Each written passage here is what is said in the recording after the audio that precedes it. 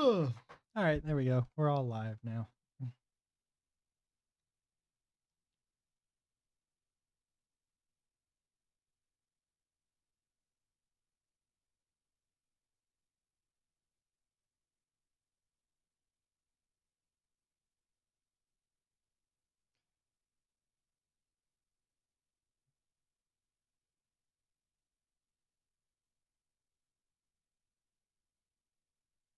I realized I realized something here that I did wrong, and it's that it's that pedestrians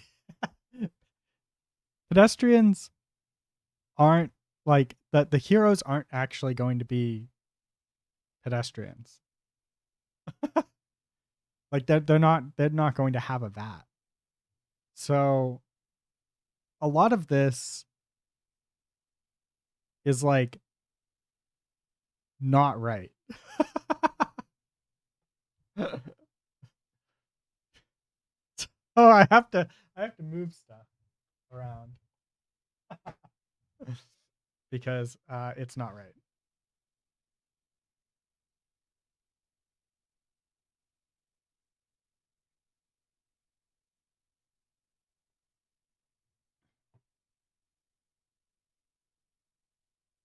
So we're gonna make this change because like we might only have one hero in the entirety of everything, but yeah, we've got a AI base. We're gonna leave the base over here. We're gonna move the pedestrian over to here. We'll close this. We're gonna close a bunch of this. Actually, we'll close pretty much all of this. AI pedestrian. There we go.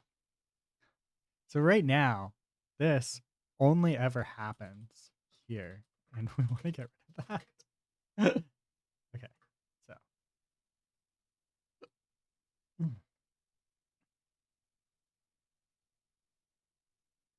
stop distance really not being used.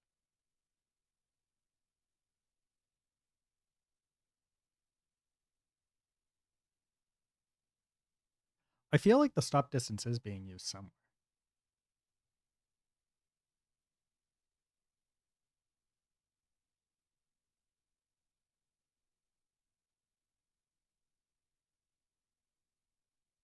Oh yeah, it's supposed to be right there. Wait, why is stop distance not up here then?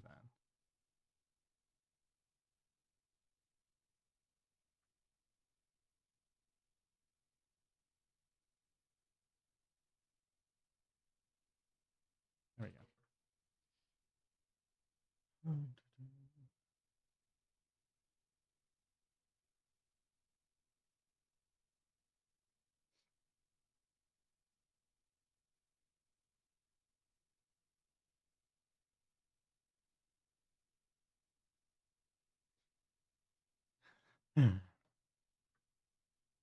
Okay, so we're gonna do the on trigger is mostly gonna be the same.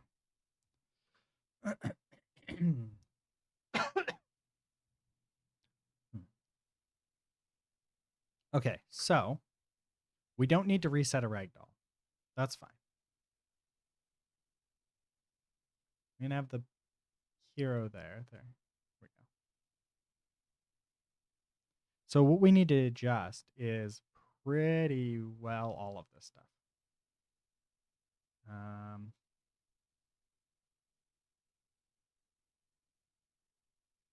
there we go.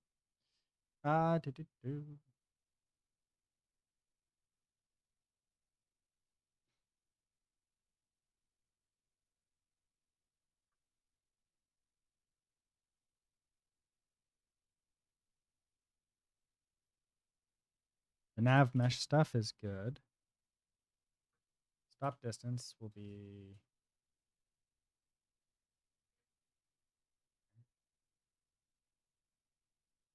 It still bothers me that they don't fire anything for this, right? Like, I actually really would like them to. Nav mesh agent. Like,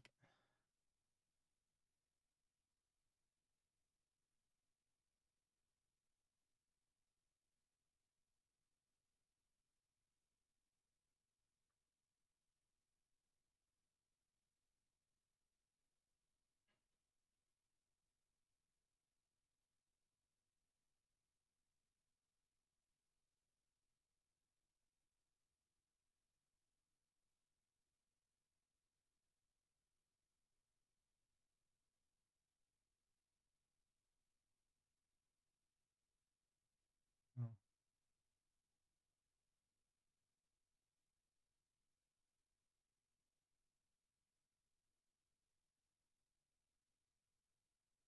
auto braking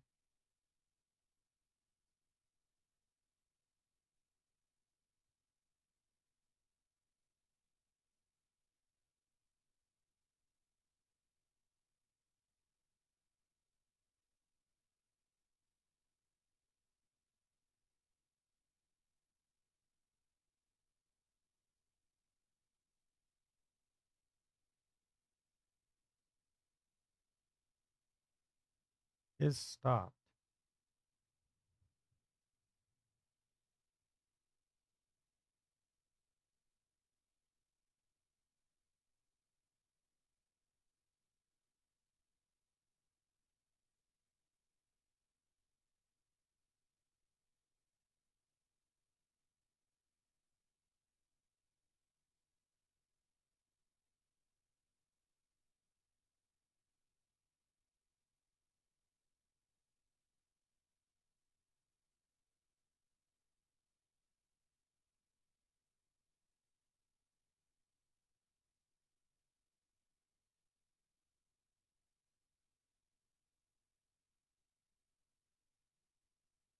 Half end position.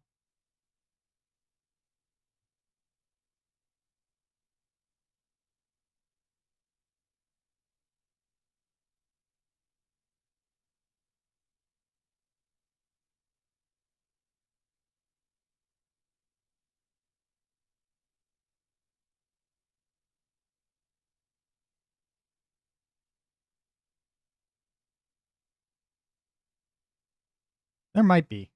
There might be. Okay, whatever.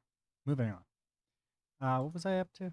Right, we were gonna we've got to move a bunch of stuff away from the base character into the pedestrian itself because it is pedestrian specific. And yeah. Okay. So we need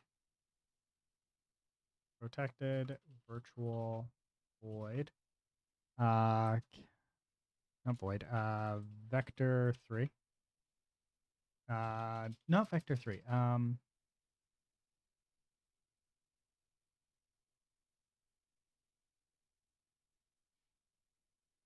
Enable ragdoll.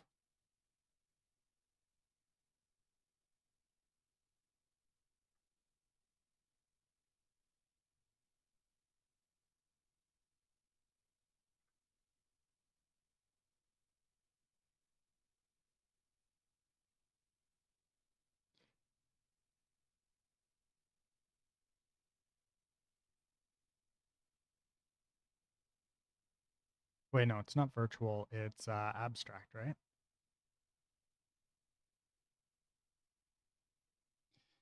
Okay, and then here we do protected, abstract, void. Oh, sorry, virtual. No, override. Override, void.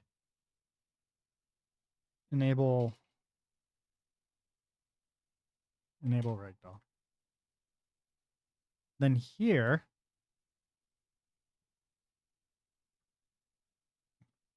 we do this.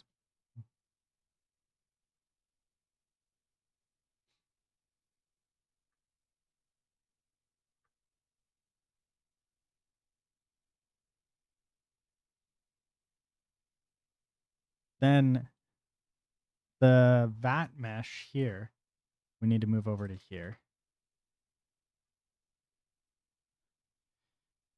We're gonna do this, and then we're gonna see where it's being used here.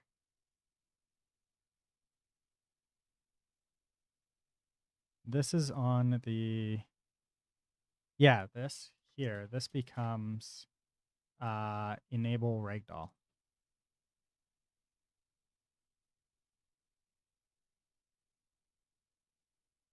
Is this really all of it? What about the no? Because the respawn is being pumped out. Yeah. No, I actually did a fairly decent job at that. Huh. Kind of happy about that. And this is all because we're not going to be using that, um, which stands for vertex animated texture.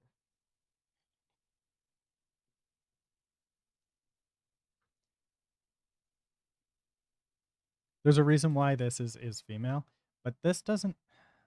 Yeah, no, this doesn't need to be here. This is a hero setting.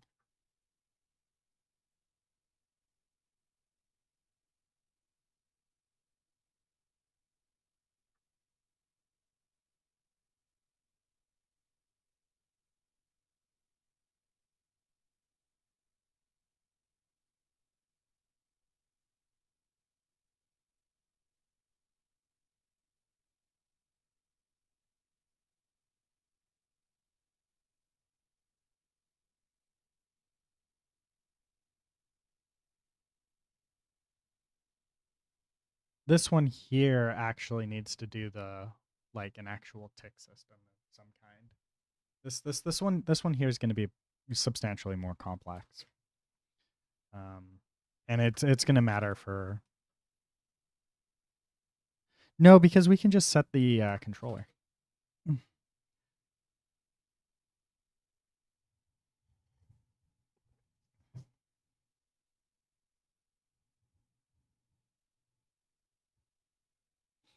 We might we might not actually do a respawn on this one at all, if I'm being completely honest. Like arguably it probably is a good idea, but like we might just not. Can you control the collection, like garbage collection, a little bit in here?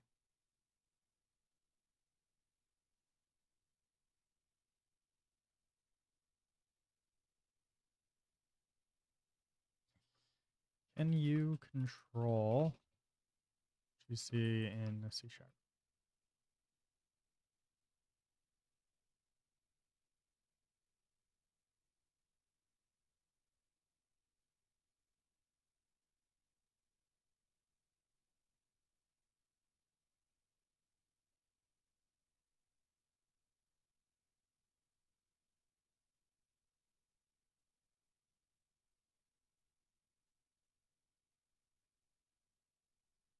I wonder if because we're reset, like I wonder is there a way to replace an existing object with a new object to prevent GC from happening on it?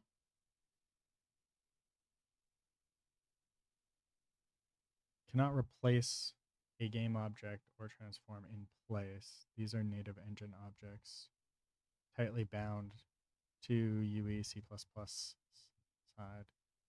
When you destroy object and initiate object, you will always cause allocation and later garbage collection. But there are patterns to avoid GC churn.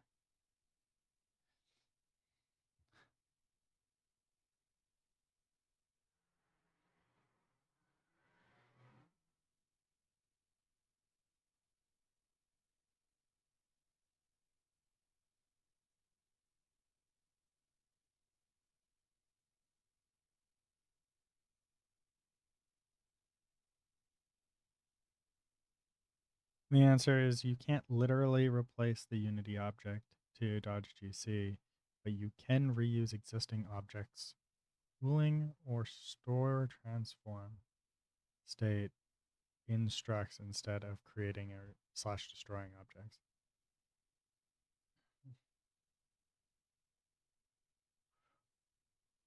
Mm.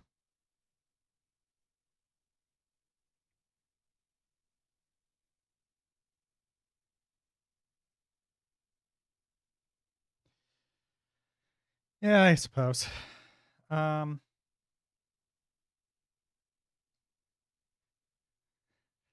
I don't like it. Just because like actually like doing the whole like respawning is a bit of a pain in the ass. Um, the enable ragdoll is going to be pretty easy because it's just like effectively this. Um, but it is, but it isn't because like it's actually going to take like doing the whole like set to ragdoll and then revert from ragdoll, which is like a whole thing in Unity, which I don't think that they got right here, right? Like this isn't actually correct, is it?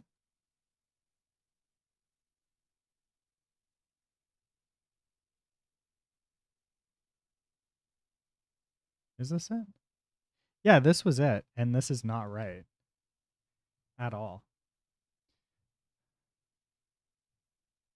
because this is not using the local transforms.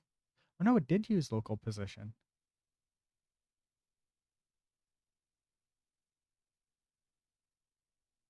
But this bones doesn't even make sense because like the bone.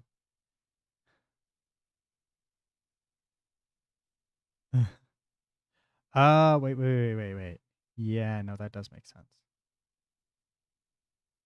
Okay, I see what we did wrong there. So we're gonna do this for the reset.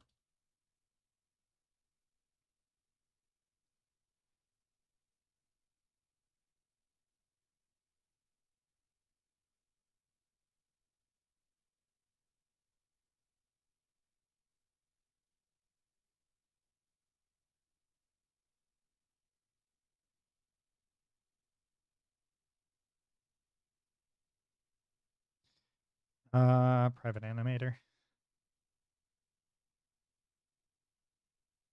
This is actually kind of what we wanted.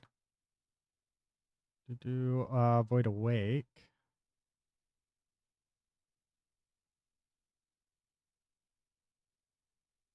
Ooh, because I want the parents if I want the abstract parents awake to all,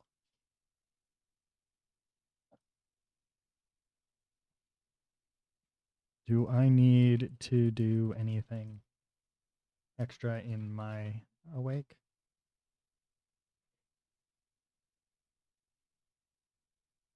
Unity will automatically call every awake in inheritance chain as long as you don't hide it. Okay.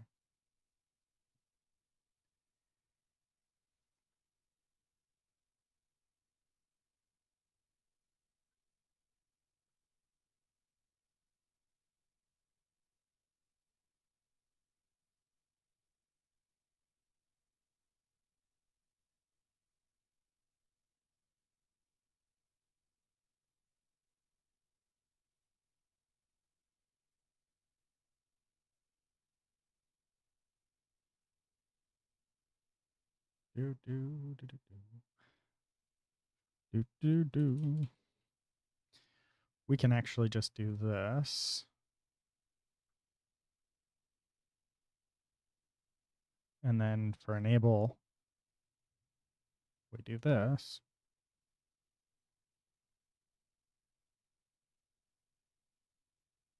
Oops.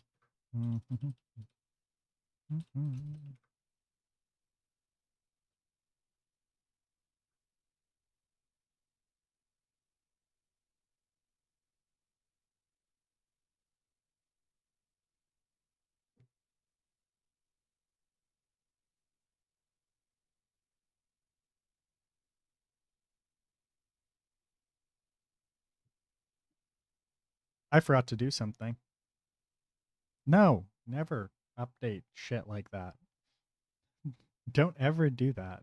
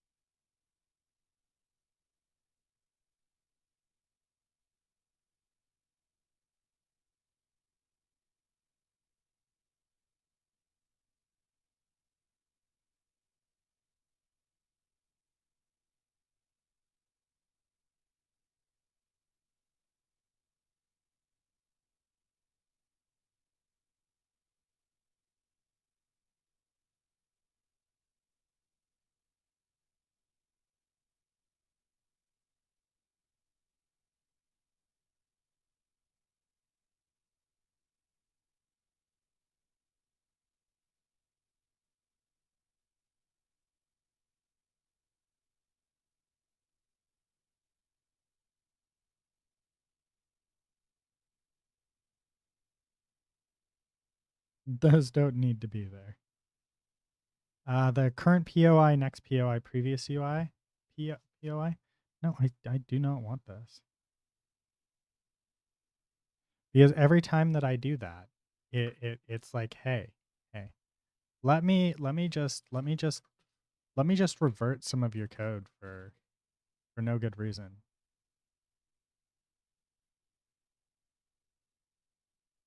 No, please stop trying to do that. I do not want this. I do not want this at all. Please stop. Okay, Payo. Our good friend Payo here. We're gonna move her down to here. And we're gonna say Payo prefab.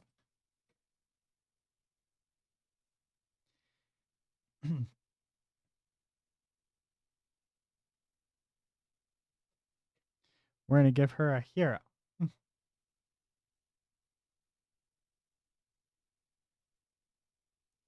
look at that. She does not have any of the correct things here.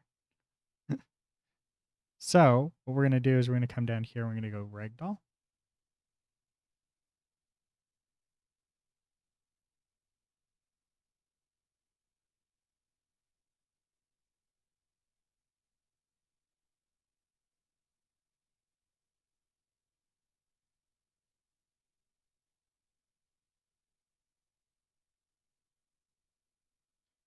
There's that. And then the left. And the left knee.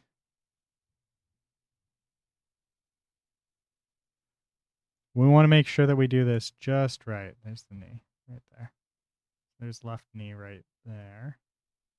Then left foot. Then right hip. Oops.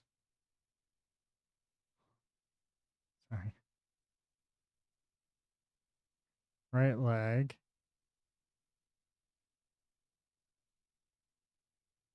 There's the knee. There's the foot.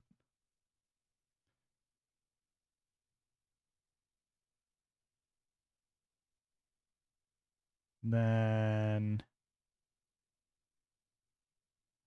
this is the middle of the spine.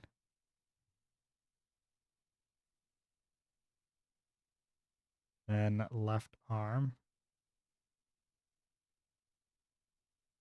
Left forearm, which is the elbow.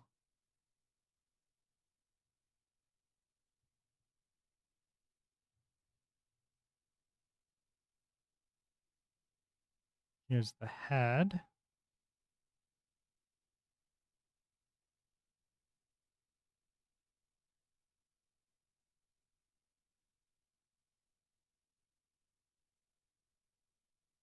Right arm.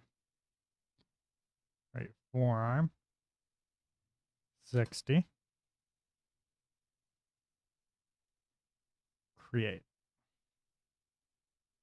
Now she has rigid bodies. And she is officially. Oh, perfect. 0, 0, 0, and 0. There.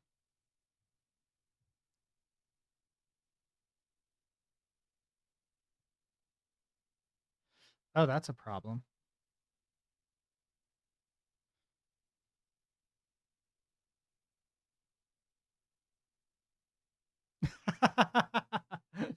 All right. Let me see if I can fix that quickly. Uh,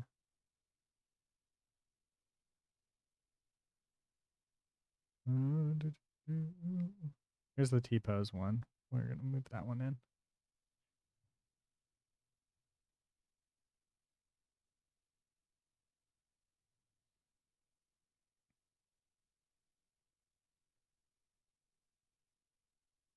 Here's the T-pose version of her.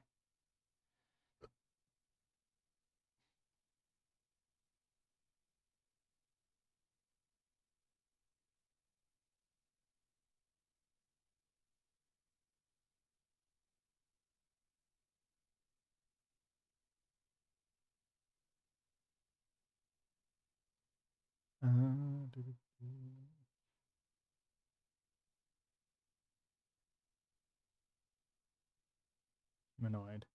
Apply. Then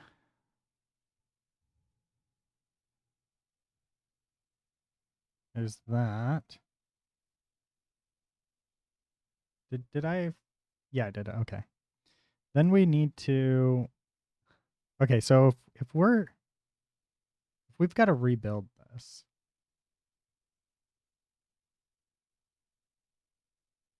Yeah, this has to be rebuilt.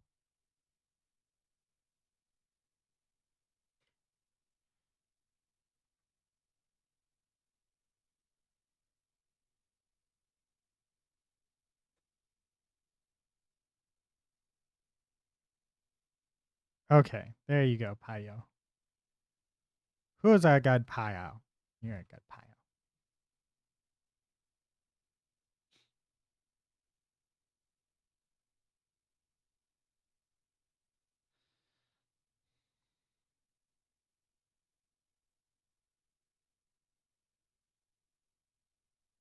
Then we come into here and we do 3D object, ragdoll.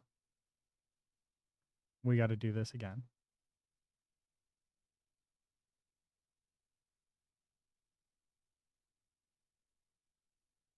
Okay. There's the pelvis,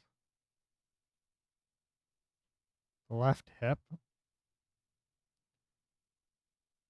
the left knee. Oops. And the left foot. Then we do the right hip, the right knee, and the right foot.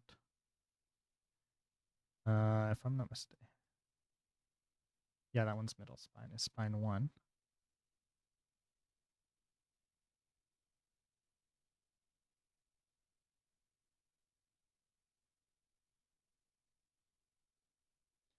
There's head.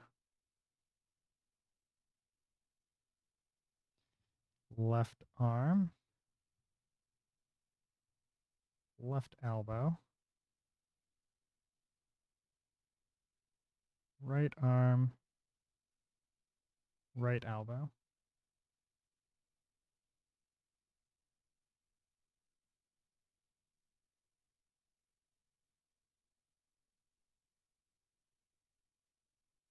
And then 60.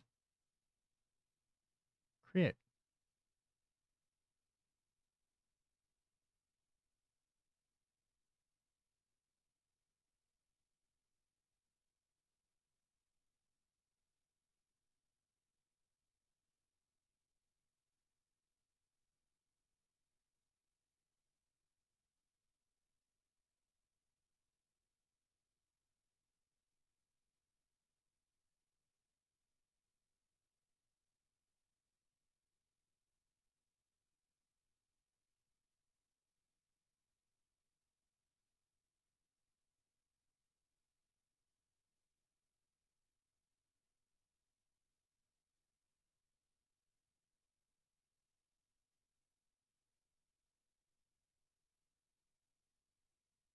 Okay.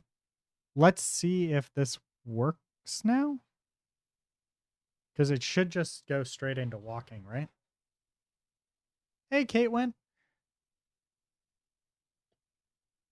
Sorry it took me a while. I didn't see your message right away. I'm sorry. When did you send that? Oh, too. Oh, never mind. I saw it pretty quick. I saw it really quick. Eventually, I might even be able to drive. What's going on here?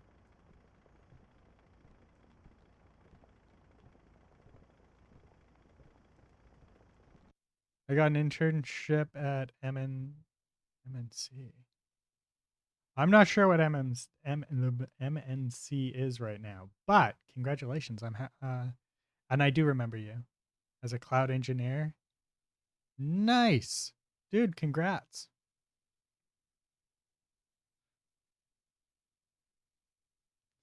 Yes, I do remember you. What cool gaming.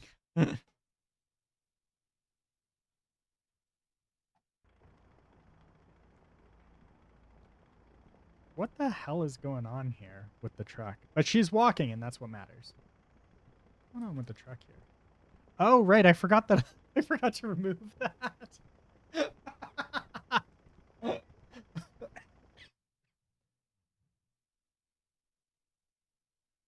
Oh, man. So good.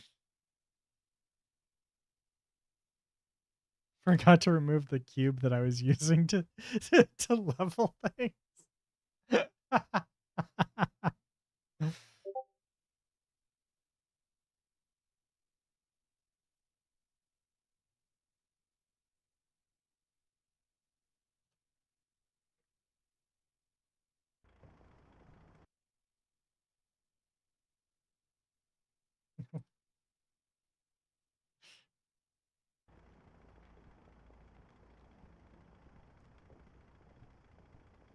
Wait, what?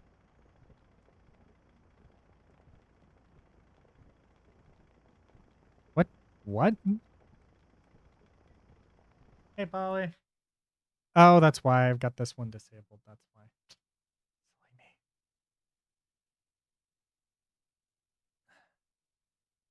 So video editing, drastic change in career path. Yep, video editing would be a drastic career change. But hey, you worked for it. You got the job, man. Congrats.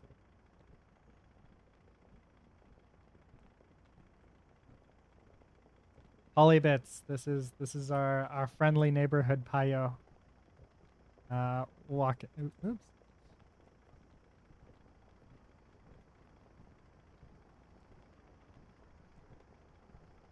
This is not a completed payo, but it is a 2 days of work payo from our good friend Chris. Second here, let me just put her up here. So there's some problems. There's some problems with our payo, right? Um, so there's a couple problems with the payo, right? But they're not like end of the world changes with this payo. But look, she has the cute little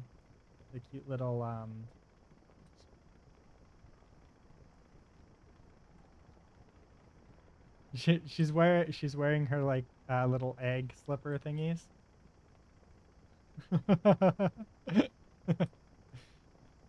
We've got the details on the hair and the little fluffs and everything. Um, and we've got some weirdness here.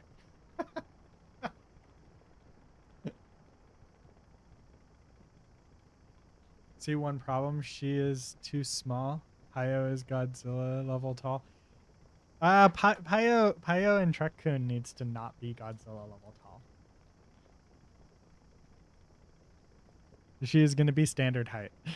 But yeah, look at the issue with the side of the breast distance.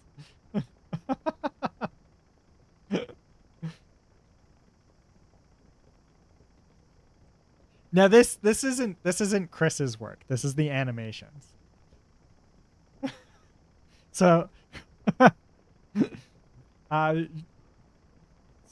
so this is a weight painting problem.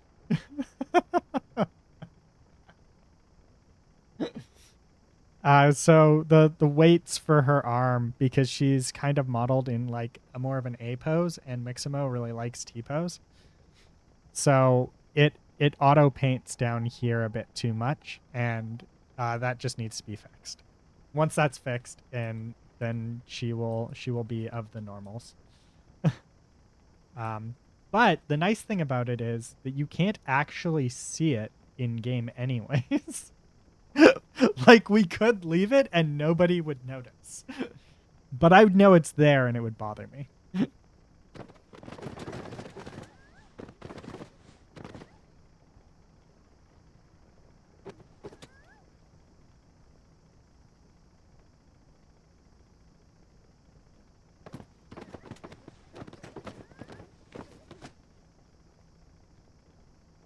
Where's Payo?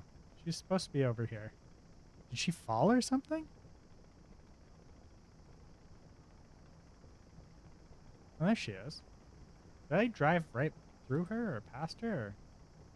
Or... Oh, wait. Where is she? Oh, oh, right. She's got the trigger.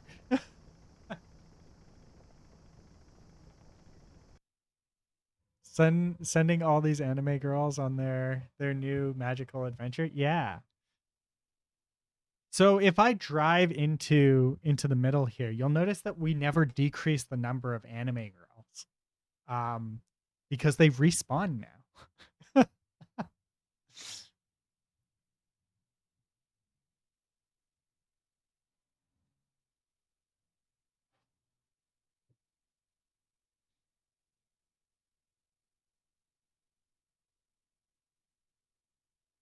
So let's put this back here.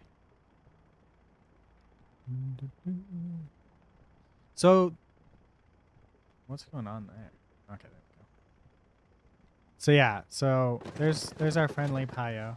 And as you can see from like here, you can't even tell that her breasts are kind of fucked up for the animations.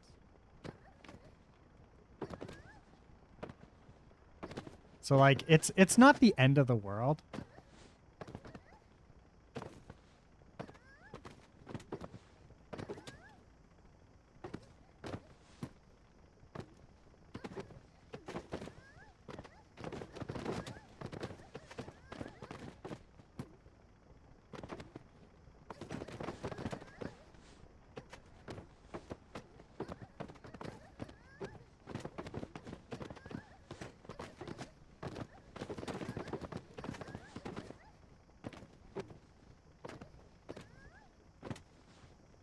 But I'm really liking the way the game's starting to look.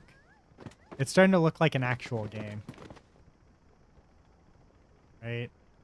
It's a very small map right now, but that's okay because right now we're only doing the this is just we're working towards a demo right now.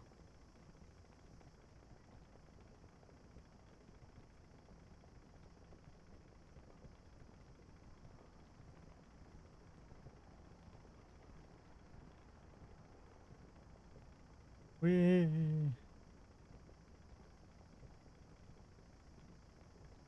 Do, do.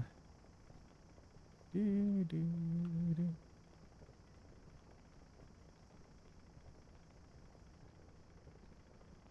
Yeah. All right.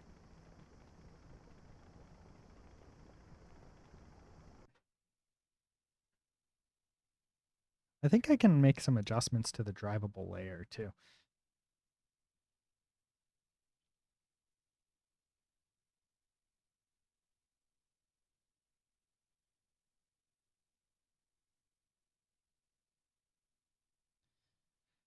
No, that about covers everything there. Yeah, okay. Anyways.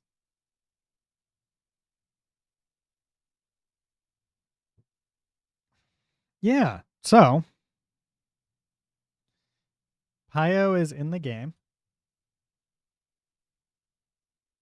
in all her PoE goodness. And then I've got to get some 2D stuff because I got to get rid of this. I want to get rid of that. I want to get rid of this one. I want to replace that. Replace these two signs here. Maybe replace this one and this one. Definitely replace this one. This one here needs to be replaced. This one really needs to be replaced as well. Yeah, that needs to be replaced. Let's see.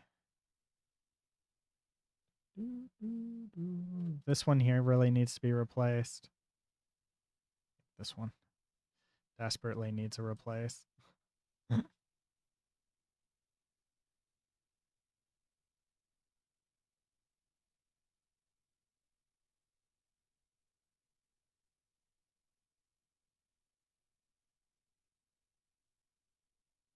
Anyways, good stuff. Right? I'm so happy. I don't think Pio's seen it on the Discord yet though. I think there's two so far there's two reactions on the Discord. So I put it in the fan art section. The photos in Pio land.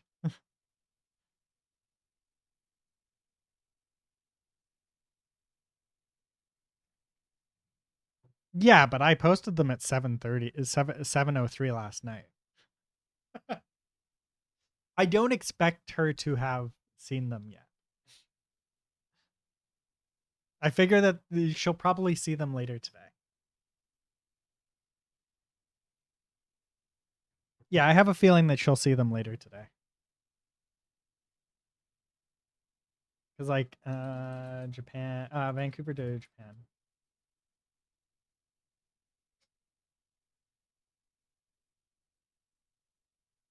Seven oh 7:03 p.m. Oh yeah, I posted them at what? 11:03 a.m. yesterday? Yeah. Wait, you said that it's 2 a.m. there?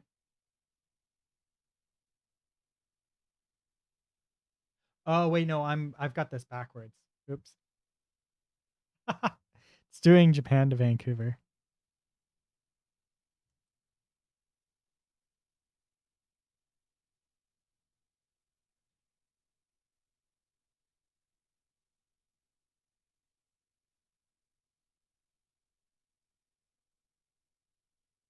So 7:03 is almost noon. Yeah. So I posted them around noon yesterday her time. And then 10:16 a.m. And now it's 2:16. Okay.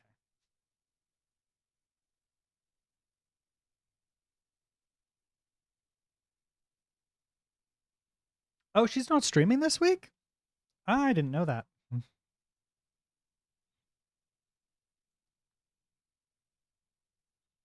Yeah, she's probably busy. I'm not holding it against her or anything like that. I imagine that she's busy when she's not streaming. She seems like a busy person.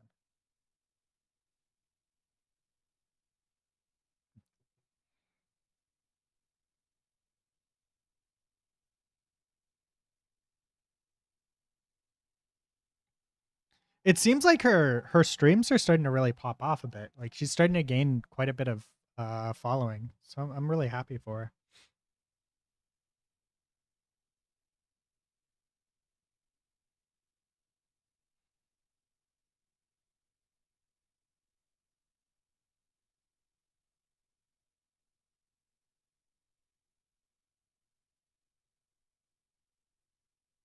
And Pio is good people. All right, so we're adding her as a hero, which means that we need the rigid body here. We don't need a ragdoll mesh because we're not switching back and forth, so we can get rid of that. We don't even need the idea of a ragdoll mesh.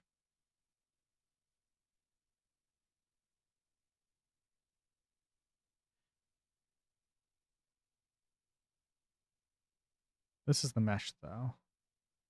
Actually, we're gonna leave that because we might actually need it.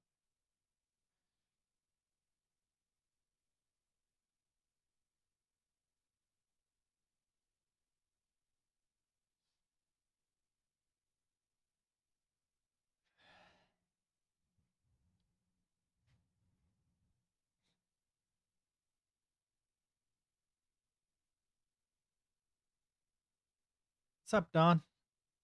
I watched your video the other day, the one about where you were talking about AI.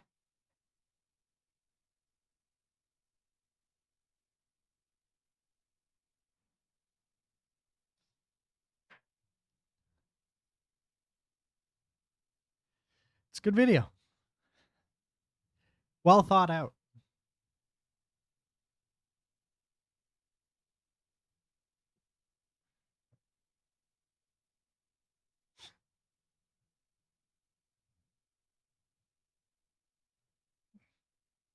I'm mostly with you on it.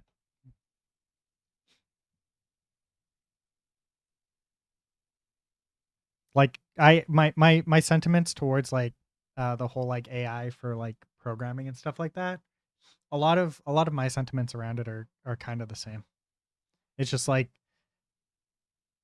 it's like it's a tool. So like if you use the tool properly, then you know if you use the tool the way that the tool is meant to be used, or like if you use the tool within the scope of things that it's good at, then it will do a good job. And if you try and use it outside of that scope, you're going to run into problems, right? Like that's the entire issue with like AI. AI is kind of like a lot of people are like you either love everything about it or you hate everything about it. Like that's the way people's mindset is about it. And it's like, no, it's a tool.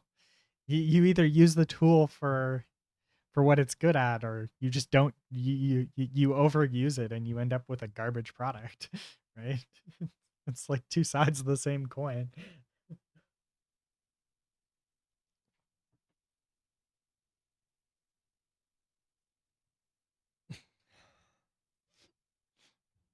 Yeah. The only reason why I don't use it for, yeah, to be honest, it reminds me a lot of coding boot camps. It's a tool to help you grow, but if you follow the marketing around it blindly, it screws you over. Yeah, like yeah, that's so true. Like coding boot camps are like you know, uh do the thing, right? If you come here, you're going to be the greatest developer ever, and it's just like that's just not the case. Yeah, that's that's not how that works. Coding boot camps do not make you job ready. They make you job adjacent ready.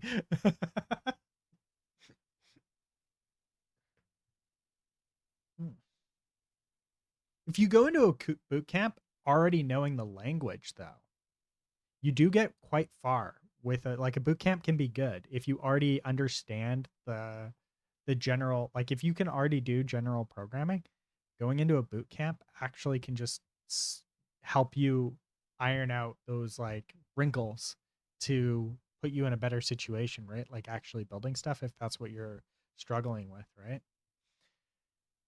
But I think the idea of like coding boot camps are for everybody is too much. Yeah, that's the best way to do one. Yeah. It's like you need a foundation, and your foundation might be very, very rough. And then the coding boot camp will come in and iron out some of them, right? But like it's not going to iron out all of them. Just like going and getting a bachelor's degree in computer science doesn't it's still it's a foundation, and it's a rough foundation, right? You still need to learn stuff. But a lot of people don't take the opportunity, right? That's what my little brother did. He went to uni for IT, but it was all theory with very little application. So he did a boot camp and landed a job right after. That's arguably if you can afford to do it, that is arguably probably one of the best ways to do it, right? Because it gives you the structured foundation of understanding the actual theory and the algorithms and stuff like that in 4 years of like hammering that shit home to you. So you understand the concepts, you understand everything like that, but you may be having trouble getting that base foundation of like I understand how to implement this in a real world setting for like web dev or game dev or insert whatever I want to work on kind of thing.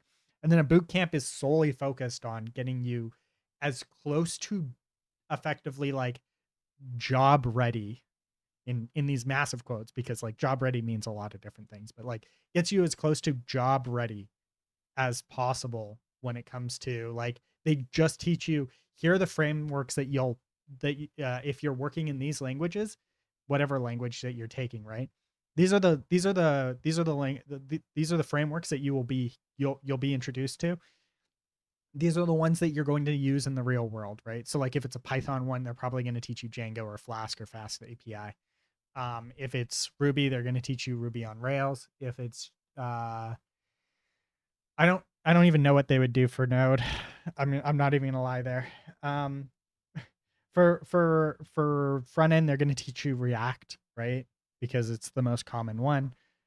For for mobile dev, they're gonna teach you Swift. If you take iOS, they're gonna teach you Kotlin if you go for Android, and they'll teach you React Native if you want to go for both, right? Like it's all a matter of like teaching you the fundamentals and giving you like actual insight into what these worlds look like, and I think that's invaluable. That's important.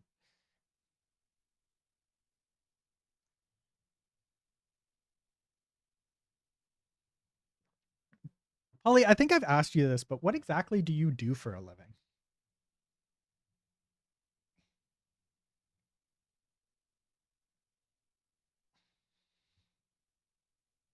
Because I know that you do something cool. You know, the vocational program I did in high school was so valuable in exposing things early. I think high schools should do more vocational. Yeah. Oh, that's like actually your job.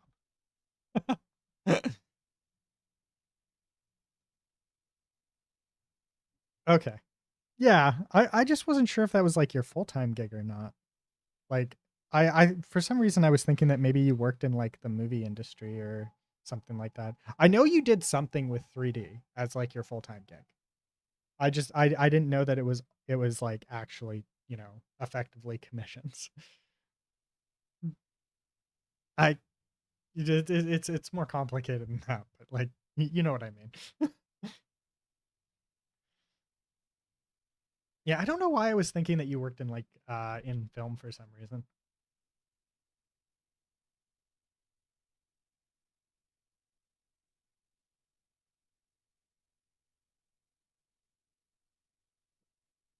This is true. This is true.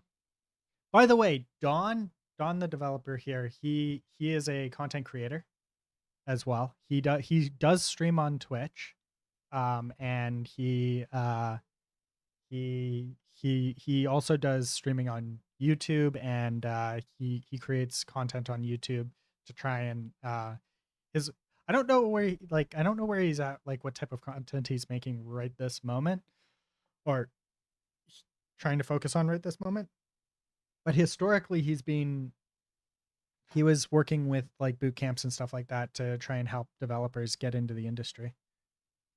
I don't know what type of content either. I'm not alone. Polybits also streams. He does anime sculpts sometimes, and other times he'll play classic video games. So, also very knowledgeable, very good. Go give each other a follow.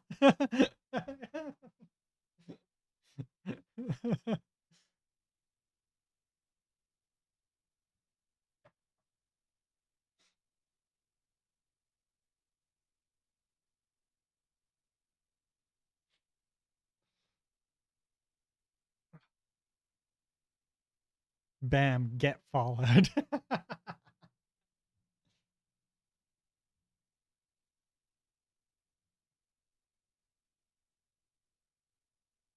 Yeah, Don's good people. Don and I go back years.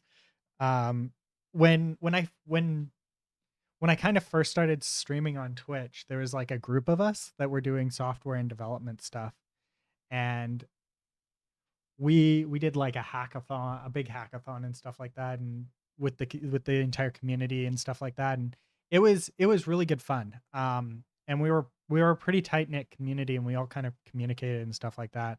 Unfortunately, most of us don't stream anymore, and it's just like Don and I are left. Don and I are like the only ones that are left streaming. I actually Jamie still streams every now and then, or at least he was. Like he would stream like once or twice every couple of years. Every year or so.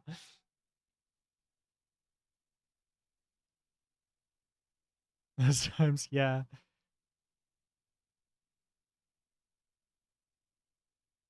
Yeah, he moved on to like the same as happening in the 3D art. Yeah, no, 100%. Cuz like Arkham got a job, and he was too busy to stream. Kate Wynn's been really busy and she streams. Gaz got banned. Yeah, that was a big one. Morty had some personal issues.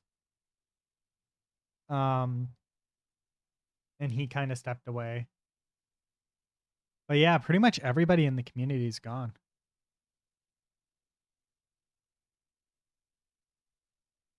Yeah, it was already on kind of the downhill trend.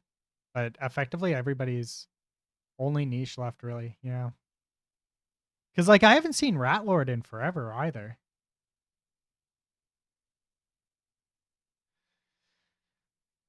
Like you never see Ratlord on anymore. Like there's like nobody in the art community still streaming.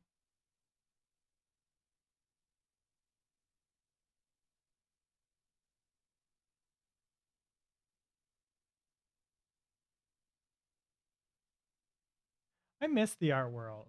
The art community that I found in on Twitch while I was taking my course. Speaking of which, they reached out to me yesterday. The school I went to for 3D modeling. They reached out to me and asked me if I was interested in taking some more classes, and I was like, no.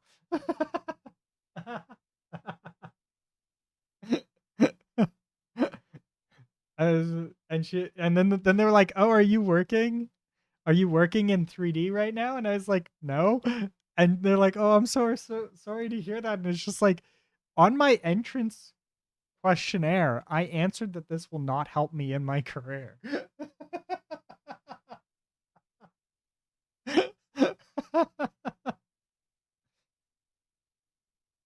I don't even know what I would take with them, right? Like I don't think they really offer anything that would be useful for me.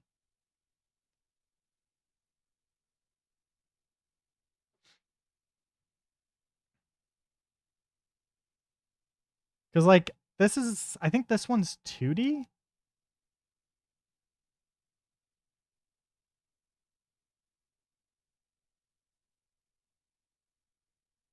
Program outline. Yeah, I think this one's 2D stuff, which I'm not that interested in, right? Like it's not like it wouldn't be useful theoretically, but like I just don't care that much. The game design one could be interesting, but like I don't know if game design is something that I care about, because like I'm more of like I'm on the software side of it. Like the design part of it's not as interesting to me. But yeah, like none of these are like really what I'd be looking for, right? So like if I was going to do any more classes in 3D, I think it would be like Rebel, what is it? Rebel something? Rebel Way. I think it was Rebel Way. Yeah, Rebel Way. I would go here if I was going to do anything because they're very Houdini and like high production focused. So I'd go here and take some classes from these people. Hmm.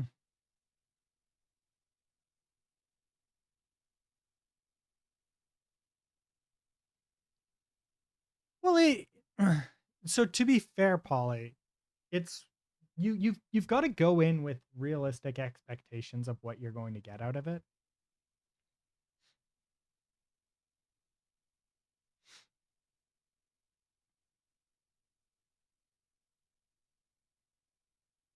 So like if you go in expecting to be hireable at the end of these boot because these are effectively like what Don and I were talking about when it came to like the coding boot camps.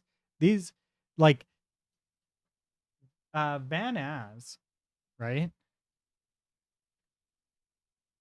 This is effectively a coding boot camp for art. It's an art focused, effectively a coding boot camp. So if you go in with the expectation that you're not getting a job afterwards, right? Then they're not going to teach you enough to be super hireable out of the gate, right? Now, coding boot camps had the benefit of that developers were in such high demand and there were so few of them that were available that you could go through a coding boot camp and actually get hired right away. But the same cannot be said for the world of art, right? There's way more people doing art than there are jobs for art, right? So like these boot camps are not going to teach you enough skills to get you hired out of the gate.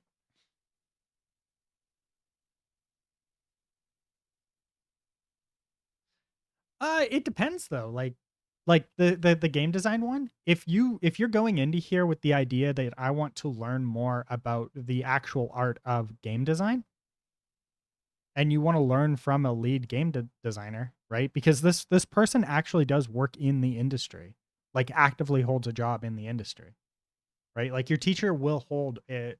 Most of the teachers here do actually work in industry, right? So you can actually ask them questions, right? What um so sometimes people just need like that thin layer, right? Uh for anybody taking it to go in as a like if if you have the money and the time, it's not a waste of time, right? But you have to have the money and the time and you have to set your expectations accordingly going into these things, right? Like if your goal is video game like to go in and do the design side of video games, this isn't a complete waste of time, right? Because you get to sit down in a structured setting with somebody who actively works as a game designer at a company, right? Doing this work full time and and have time under their belt doing it, right? So it's not a complete waste of time and money if you can afford it and you set your expectations that you're not getting the job afterwards, right? You're getting a foundation, a very basic foundation, so you know what you need to work on.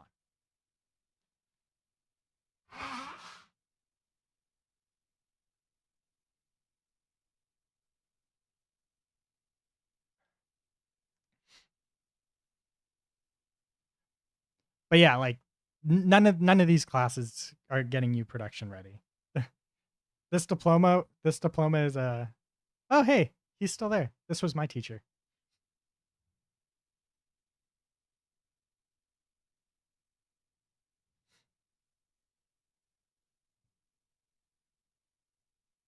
Is that you will be better served doing something else that is adjacent to the class that is going to teach you design because it's nebulous. You can't really teach design.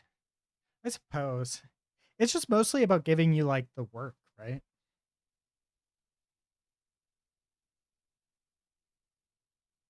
Like the it's kind of like the a problem of like some people need the structured environment, right? For certain things. Like I was never going to be able to teach myself 3D modeling. I can teach myself programming and I can go out and learn new programming languages. This is easy to do, right? But learning arts is an insurmountable task, right? If you look at most designers, they end up in that position from something else entirely. I can entirely agree with that. But that's also why I said set your expectations accordingly, right? Is it a particularly useful class? No. Is there nothing that you can take away from it? No, you can take stuff away from every class. It's just a question of setting your expectations, right? Is taking the design course here going to get you a job? No. It's going to give you a thin layer of understanding for what's going to be expected of you as a whatever design that your course that you're taking, right? If it's being taught by somebody who actually works in the industry. But it's going to be taught from a focus of like whatever industry they're working in. So if they're working in games, it's going to be a game design teacher, right? But you're not going to be ready for the job and you're never going to get hired for that job because you have that course. Like that's not what's getting you hired, right? Yeah, but if you can afford it and you have the time, it's not a waste of money and time if you can afford it and have the time. With those two caveats, if you can afford it, you have the time, and you're willing to set your expectations accordingly, then you're good to go. Like I never when I took this course, I did not expect to be production ready coming out of this course. But my expectation was that I take this course and I come out with an understanding of how to use 3D tooling. Did I come out with a great understanding of all the different aspects? No, but I came out with enough understanding that I can teach myself, right? And that's what I was looking for. So it wasn't a waste of money for me.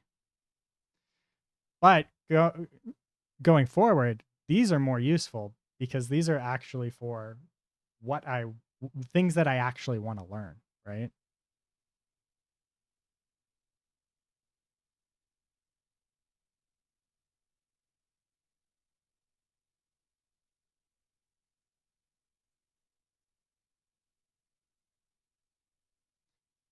Like get something applicable out of I can't say the same about design class. You could make the argument that the money could be better spent taking a different course.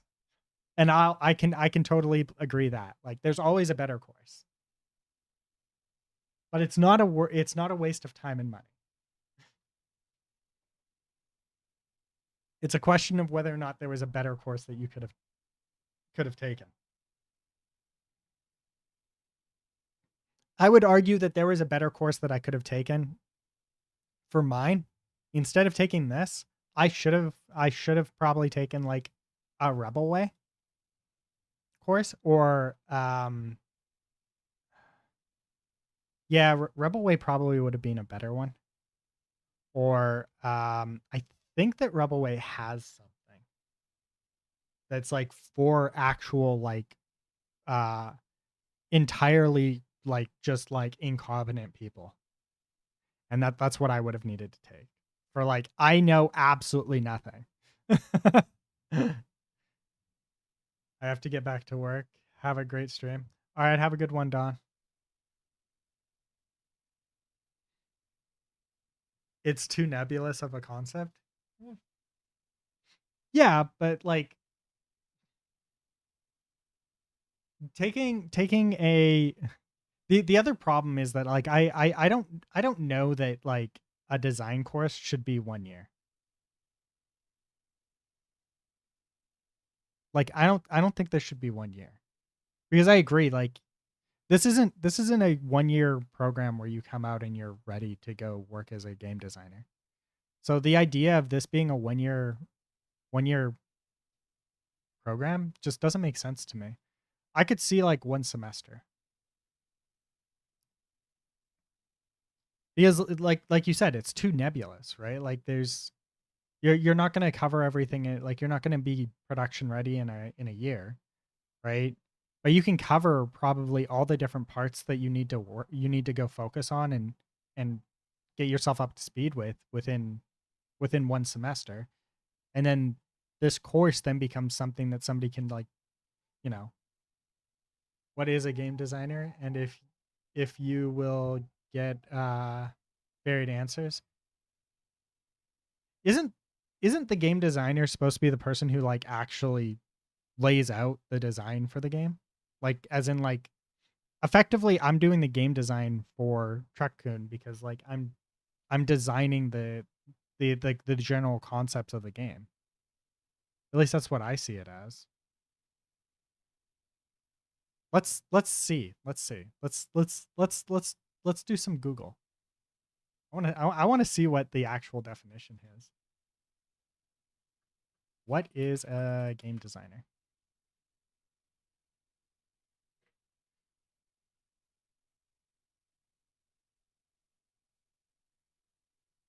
A game designer creates the core experience of a video game by conceptualizing it, rules, mechanics, levels, characters, and storytelling. Storylines. Focusing on how the player will interact and feel with the game world.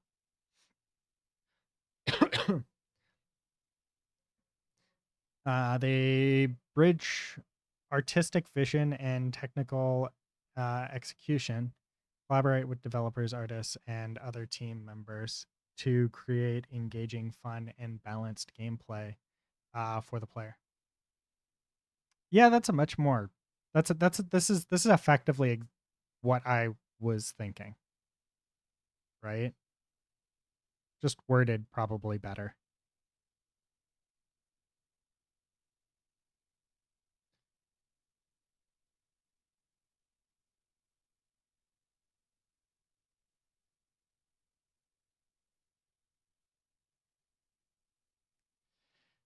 But like I don't know that I would say they design the rules, systems, and interactions so much as like they they more set the tone for what the rules, the systems, and interactions will be, right?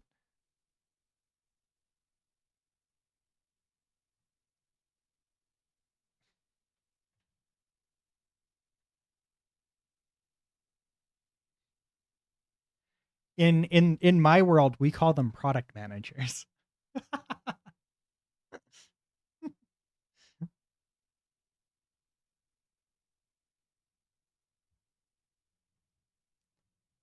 I don't see game designers as creating levels, but signing off on levels, that makes sense. Being like, yeah, this level overall looks right. After it goes through all of the tiers of like being like, this is correct, right?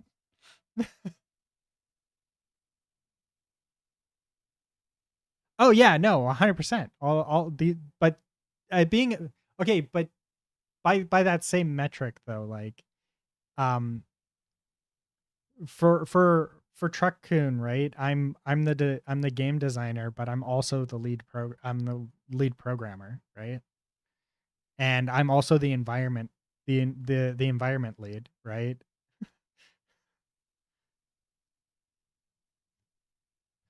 And and a technical artist and all of that, right? So it's just like depending on the size of your company, you wear different you'll wear multiple hats. But like if you go to like yeah, no, I'd 100% if I could afford it, I would hire somebody to do the level. The problem is that like finding environment artists is just that they're so fucking expensive. I would never be able to afford it. I wish I could. Like I would love to have an environment artist help me with this.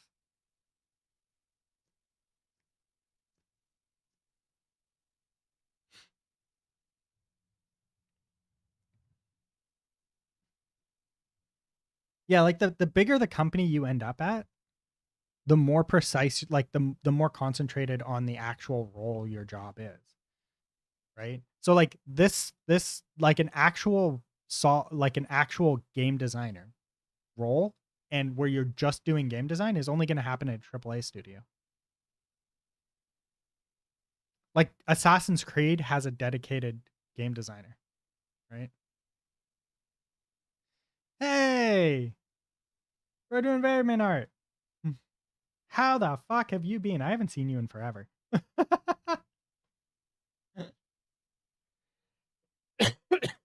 Have I been missing all of your streams?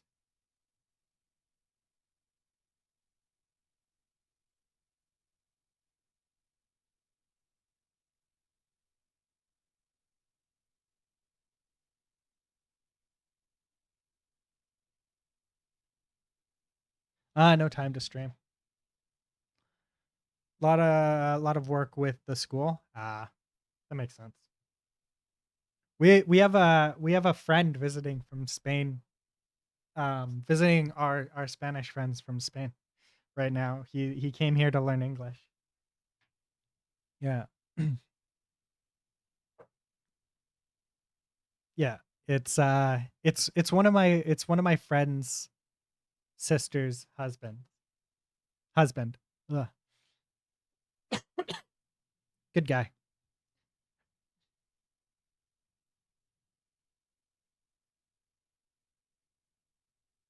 Yeah. So I think he's here for a couple of months, I want to say. You could try to speak Spanish as well. I don't know any Spanish. I wish I was multilingual, but I struggle. I struggle with foreign language.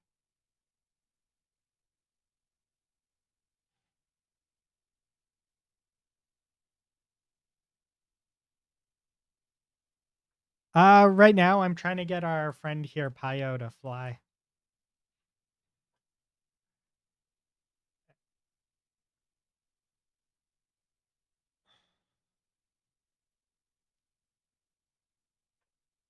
I do have an actual map though.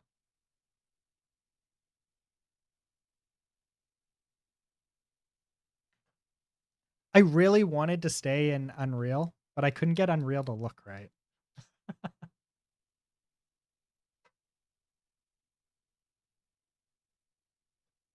Unreal.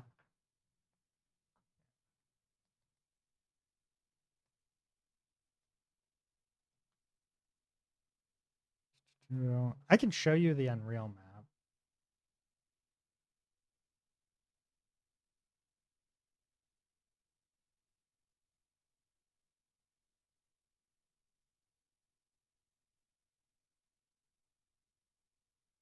Procedural? No, no. This is an asset pack. Came with a pre-existing map of the Shibuya area. It just has all the build. It like has all the. It has a bunch of the buildings, like the uh it has the buildings and they're all textured and stuff like that for the, because there's specific buildings that you kind of need for this specific area.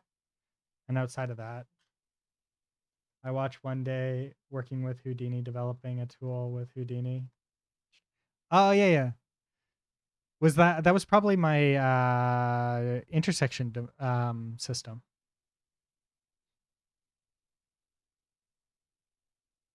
Yeah, I got that working.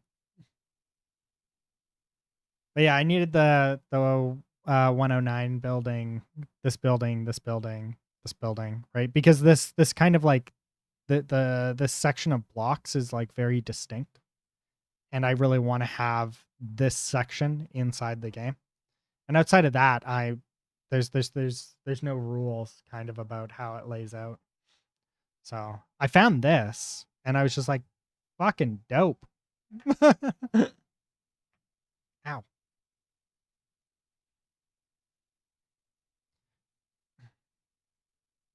Yeah, I really, really, really wanted to stick with Unreal, but I couldn't figure out how to get this to look right.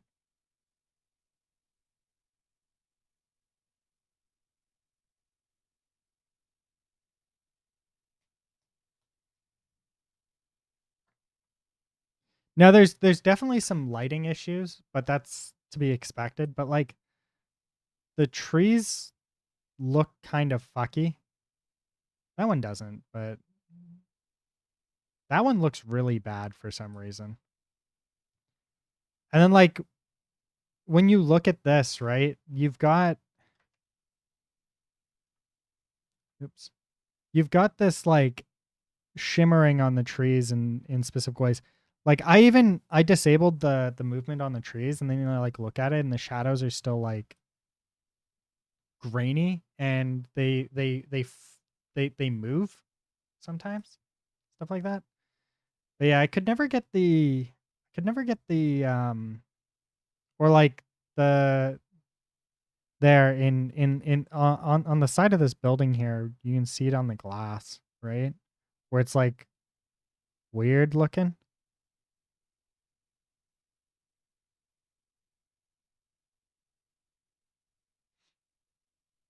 So I was just like, I don't know if I want to fight with the Unreal rendering engine for this. And I'm not sure what I'm doing wrong. I know it's something that I'm doing wrong, but like I'm not sure what it is. I was thinking about actually reaching out into your to your Discord about it, but I was like, I don't know if I should.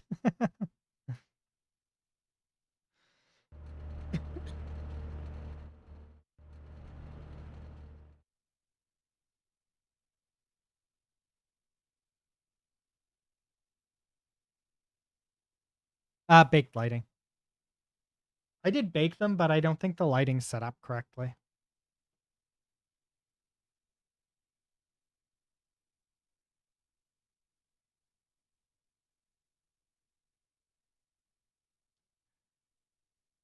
Like I want what I want is like I want because like the sun will never move, right? We're not doing dynamic lighting. So the entire world can be baked and arguably it's probably the best way to do it.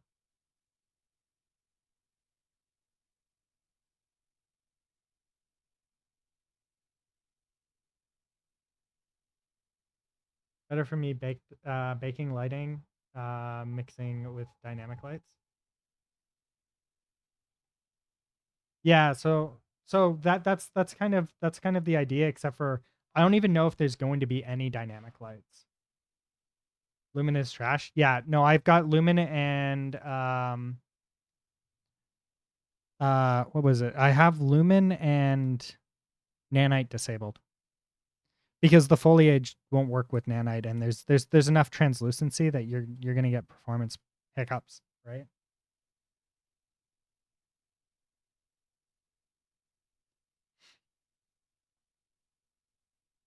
Where are the girls? Oh, the girls aren't in this build. This is Unreal. Uh, we've got a friend on Twitch who specializes in environment, and I'm chatting with him about it.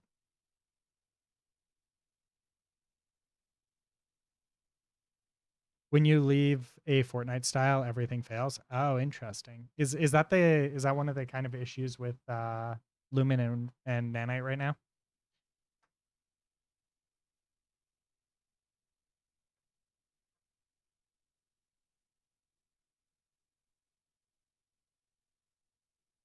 Yeah, but I think that just happened like recently, and I don't think that it's production ready yet. I think it's still marked as experimental. Nanite for foliage.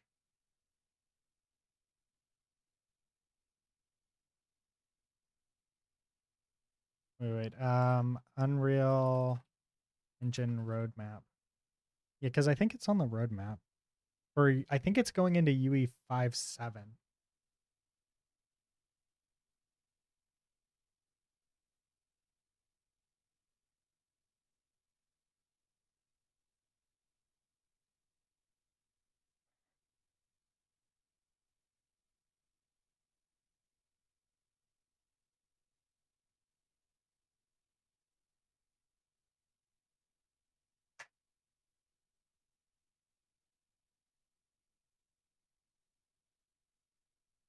Hmm.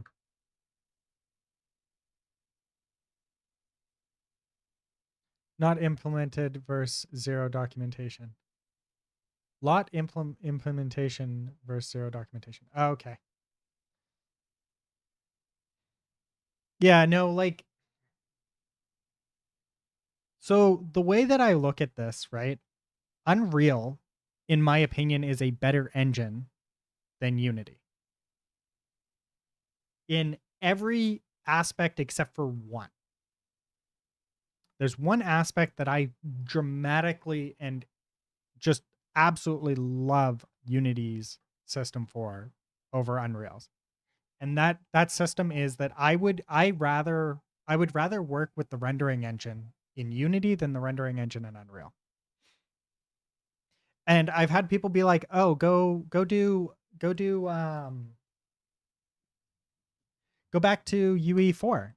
And it's like, "Yeah, but then we get rid of a lot of the things in Unreal that I really like, which is like the enhanced the enhanced input system in UE4 is garbage, right? Because it's not ready, right? And then the um but everyone says optimization is so bad. Unreal Engine isn't Unreal I Unreal Unreal Engine is more optimized than Unity if you use the engine correctly. The problem is that like you get people doing like transparency on nanite meshes and shit like that in production, and it's terrible. I think for 2D games, I'd probably go with Godot, to be honest.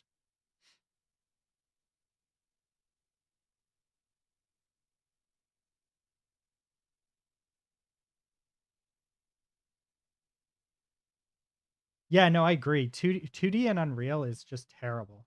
Like that 2D 3D mix thing that they do, like that makes sense in Unreal. Bro said skill issue. Well, it's an understanding problem, right?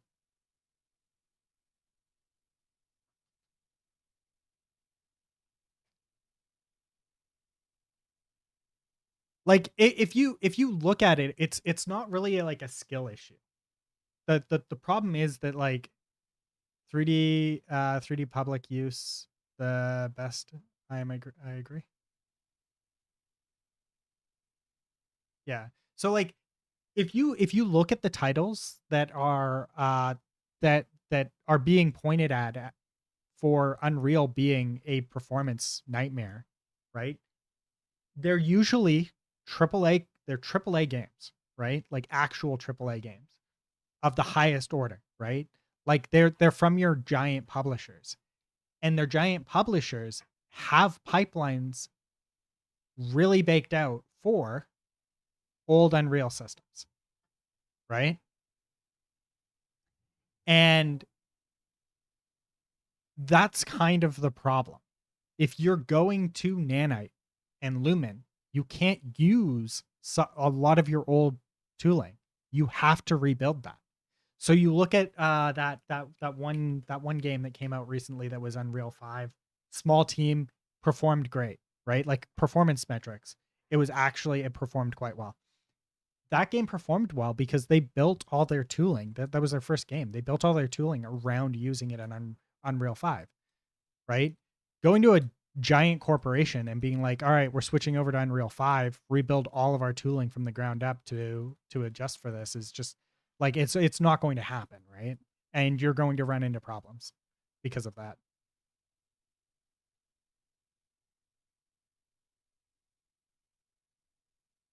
Yeah. No, it largely bakes down to a tooling issue more than anything. Cuz like I refuse to. When I say it's not so much like a skill of the artist or the technical artists or anything like that, right?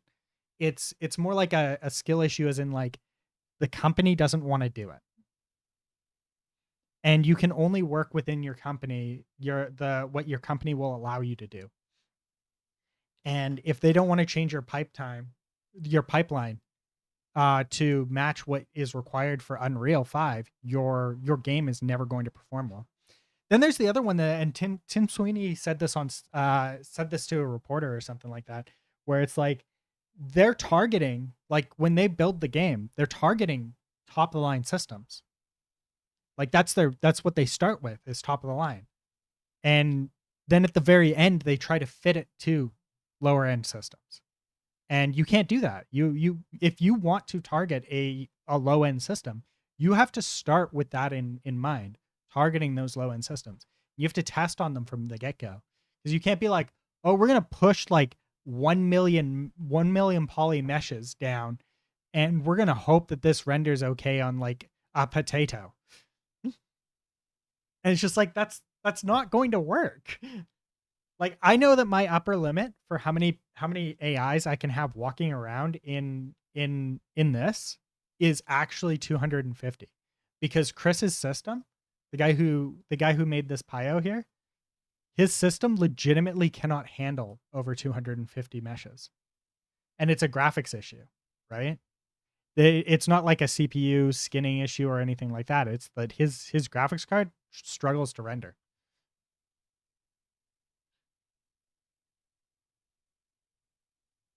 Yeah, didn't Stellar Blade perform quite well?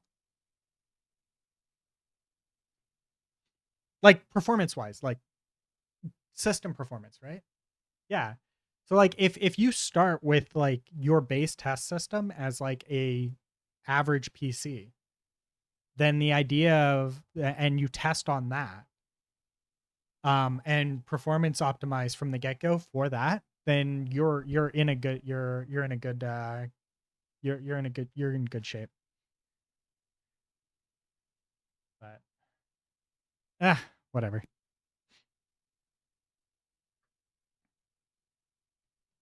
But yeah, so I ended up with Unity for this project just because like trying to get Unreal 5, like stripping down Unreal 5 to a point where I could get it running on Chris's system with AI walking around and it looking right, is just um such a overwhelmingly daunting process that I was just like, if I just go to Unity, it works.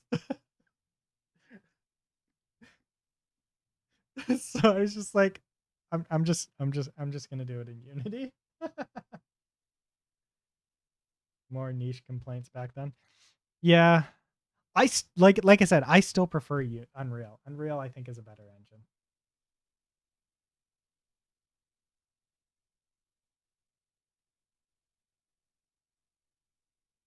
in my opinion. I think Unreal has better systems. Gameplay systems, like actually programming against Unreal, is so much nicer. Programming against Unity is painful.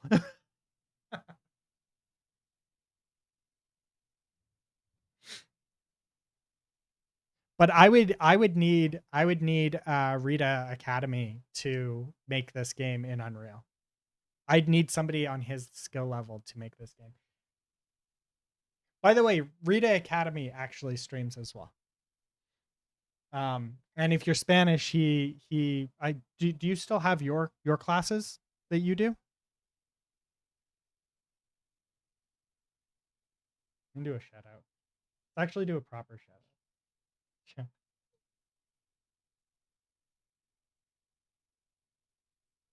um, I think that he still runs his own classes.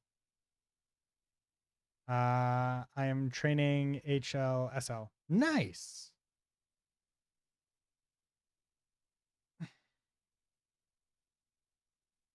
I've been wanting to learn HLSL.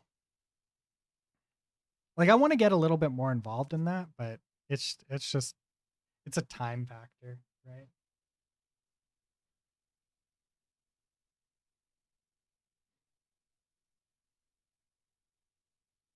Do do do do do.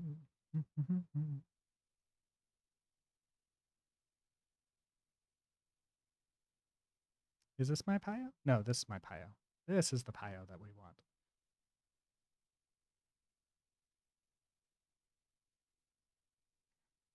Yeah.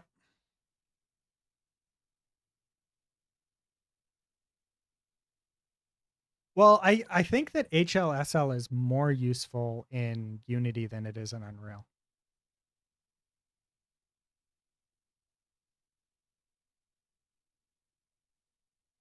Yeah.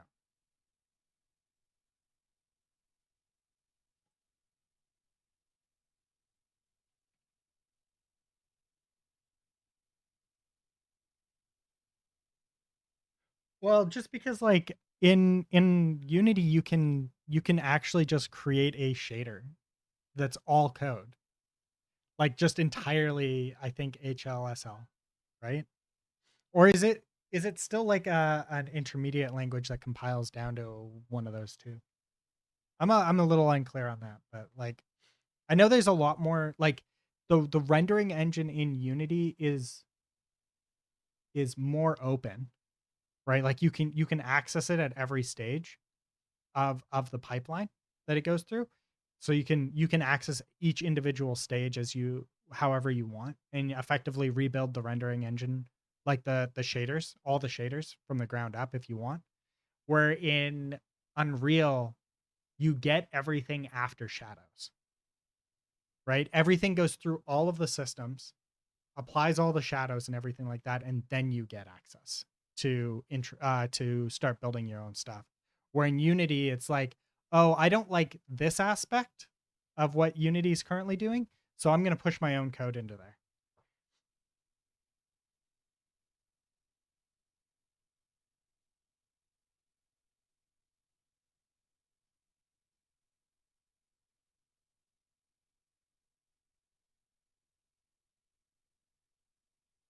In fact, very similar. Yeah. Okay. Yeah. I would yield to Rita as probably arguably the most informed person on this aspect though in this chat right now.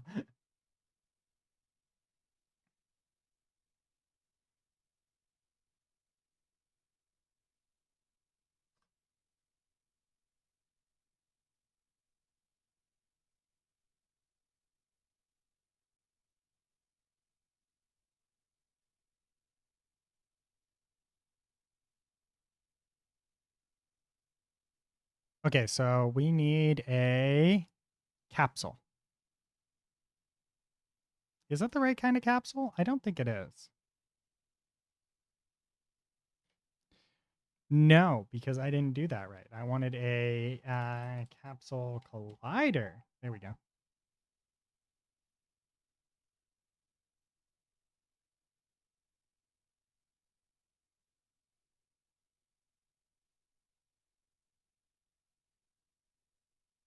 Where is the capsule?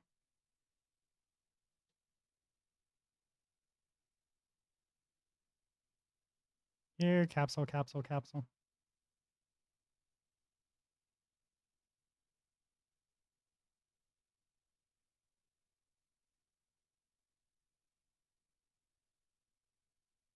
Oh, right. It's because I've got it turned off. It's like, where is it at?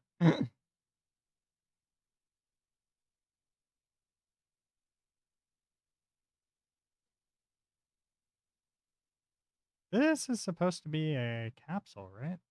Yeah, there we go.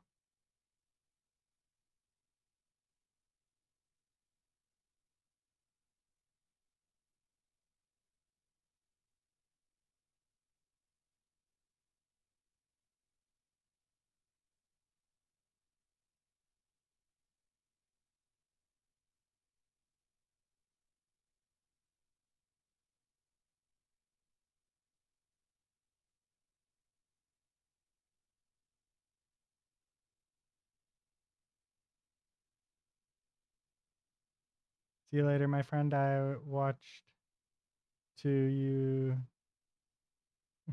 deferred. You can use HO and only in shader VFX, each from BP in Unreal geometry scripts. Okay.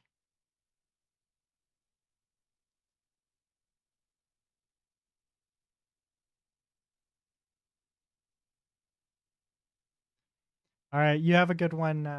You have a good one, Rita.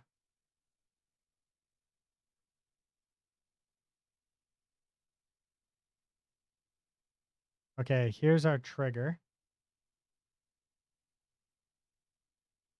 And let's just take a quick look at this.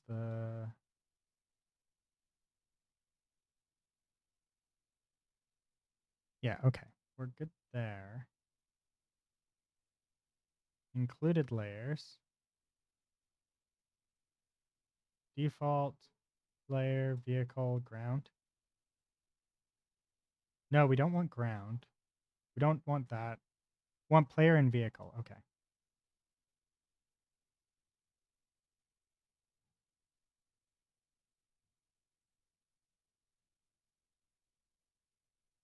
Everything except for player and ground.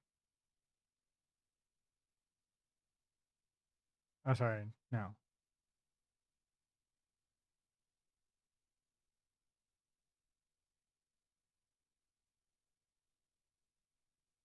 Okay, there we go. Now we can come back to here as we're slowly building things out here.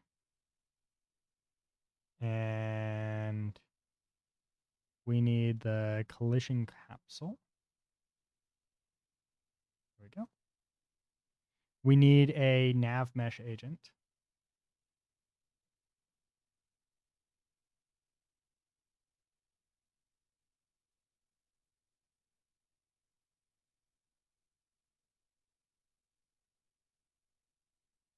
Now, oh, these do not need to be serialized anymore.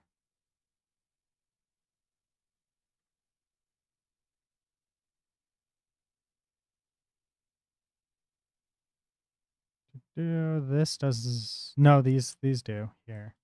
These need to be serialized still.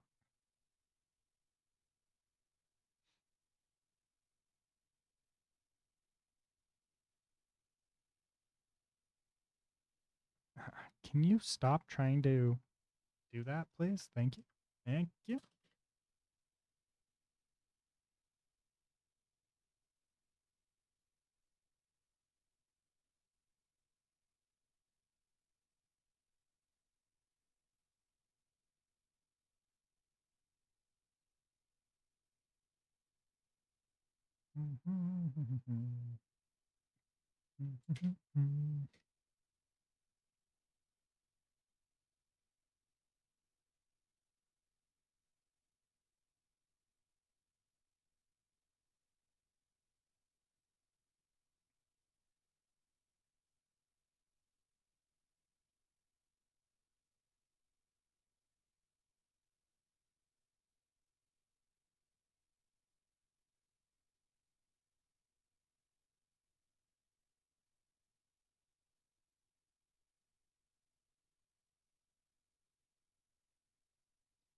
Okay, what we're gonna do is we're gonna come here. We're gonna come up here. We're gonna copy this, and then we're gonna yes, just this file because it's going to make changes to my file.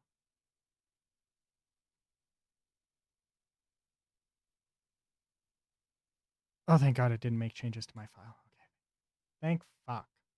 Actually, it might be in the process of making changes to my file.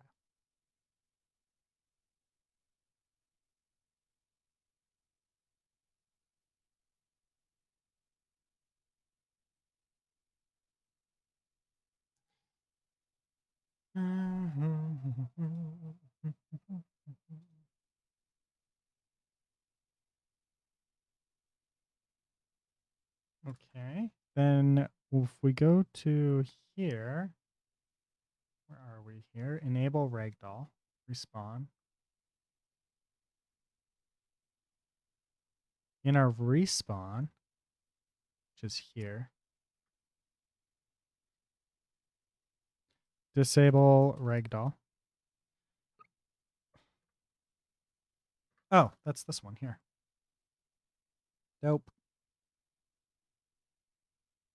I think we're mostly there. If I'm being honest, I think we're about there, right?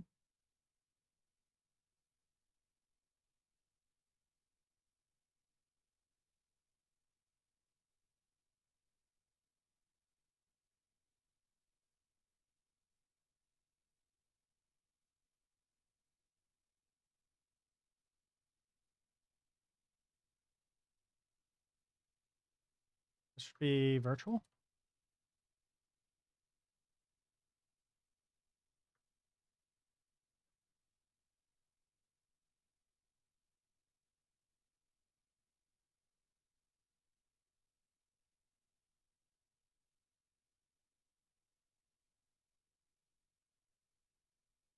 Public override? No. Override public?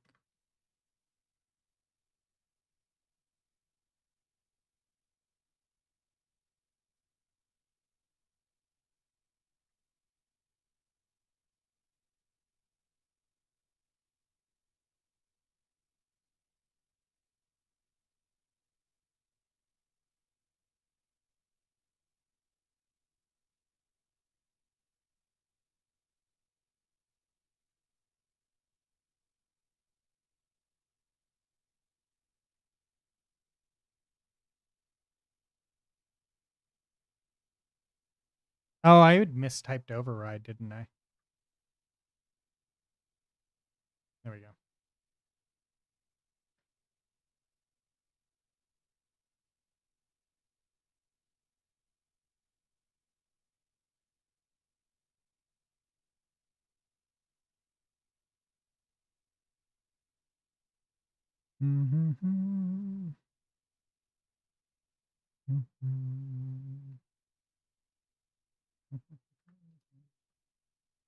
Okie dokie. I think Pio now flies. I'm about 10% sure that she will fly now, but she does not have a, she's not part of the waypoint system. So she's not actually going to move, but she should fly.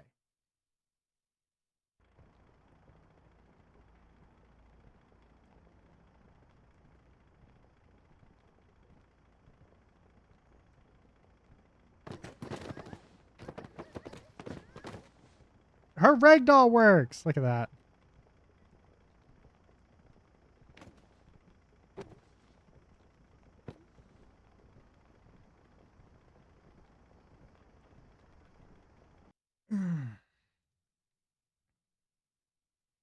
Okay, there's the on trigger. And the on trigger here, we also want to do a protected virtual get impact force.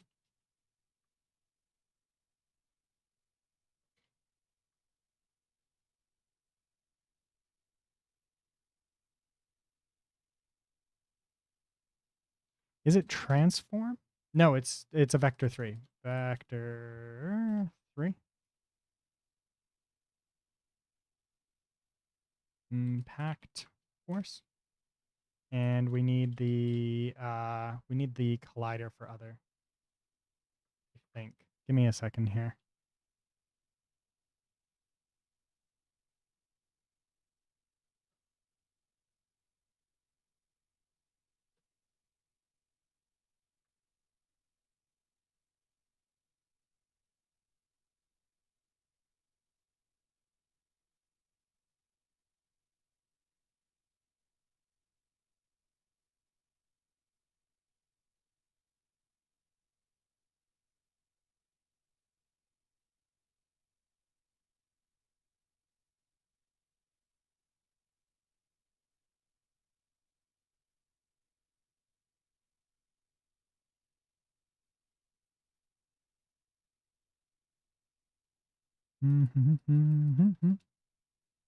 This we would just do get impact force, and then this would be other dot transform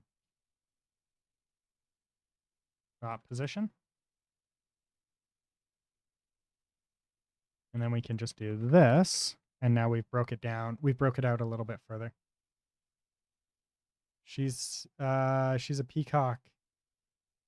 Gotta let her fly. That's the plan. That's the plan. I just don't think that she's flying high enough or fast enough. We need to give her more left.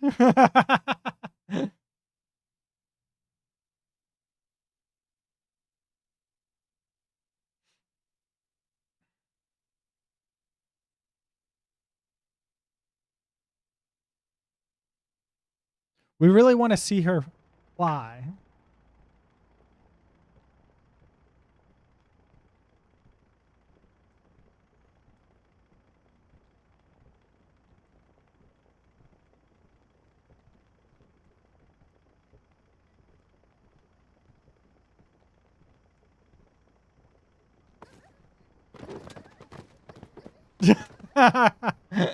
I went right past her. There she is. I don't think we added the... I don't think that she's got impact, an impulse going on her.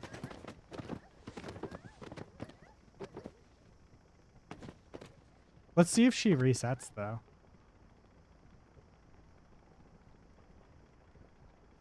I don't think that she's resetting.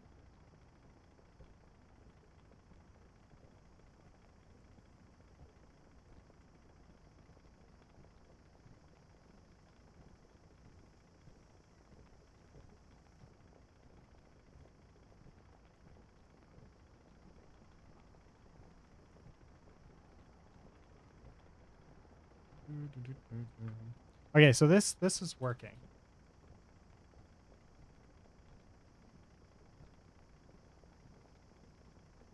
Do I have... Oh, that's why I don't have anything for the respawn.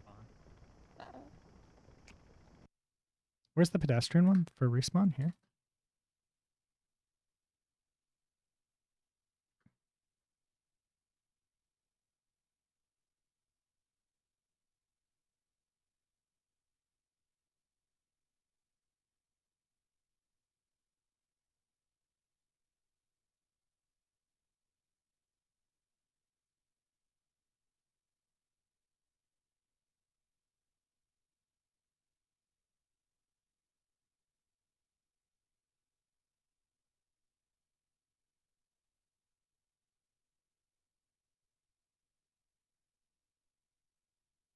Okay, and then we go to the pedestrian stuff.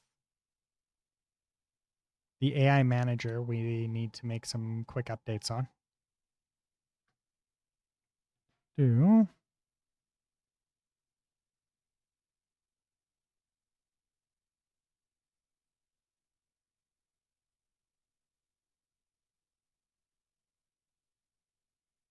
If AI hero prefab dot length is less than or equal to 0,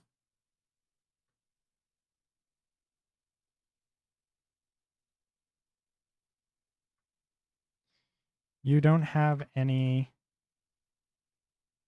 AI hero prefabs set.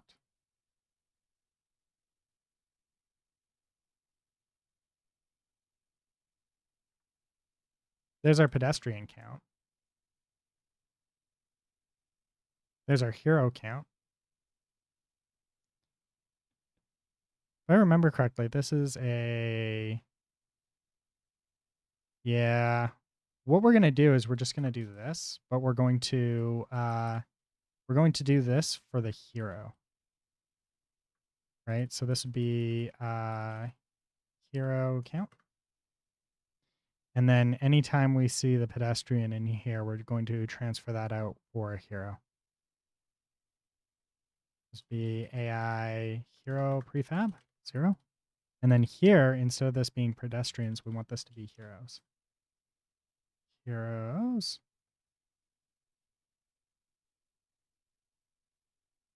AI character Is that not what heroes is? Where is heroes? Oh. There we go.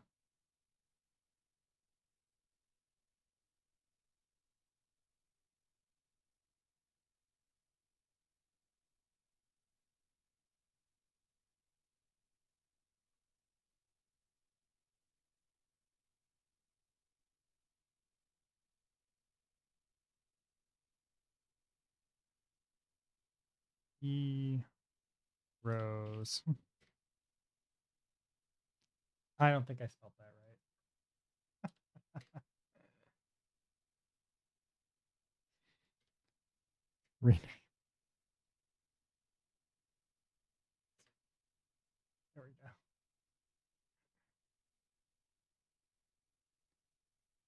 Do, do, do, do, do.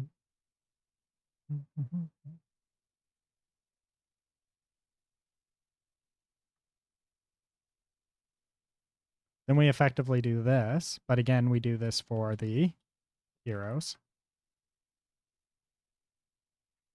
Hero count. Heroes.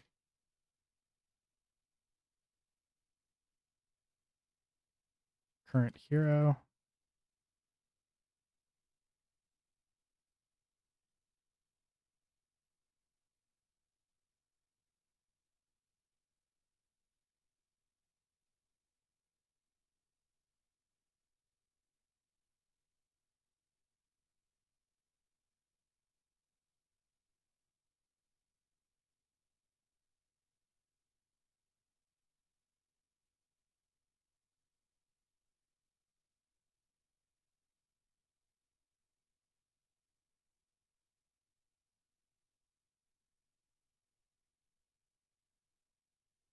Okie dokie. And then we go to here. We come down to here and we want 1. And then we take the pile. No, that's a mesh, isn't it? It's the prefab, yeah.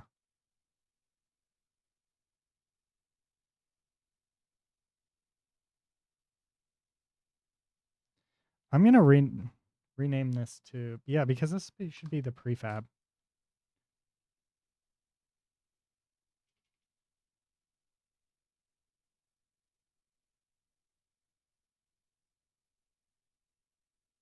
There we go. AI manager.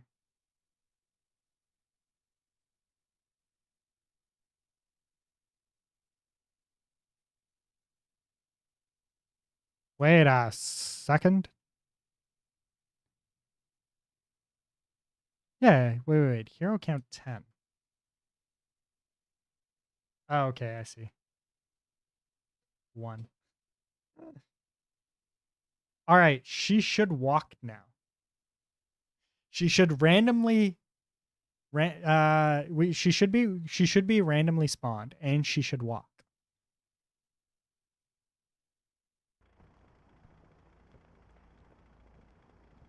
There she is. Look at her. Look at her go.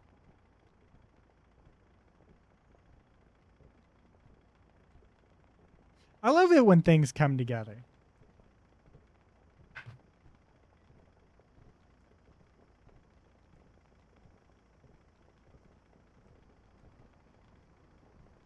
Everywhere you look, there's a miscellaneous Hayo.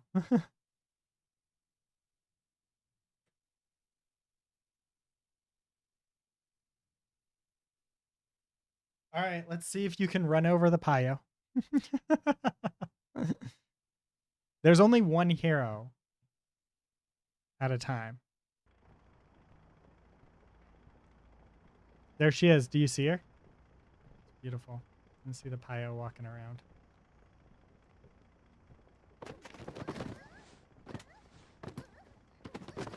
I lost the Payo. I don't know where she is anymore. Oh,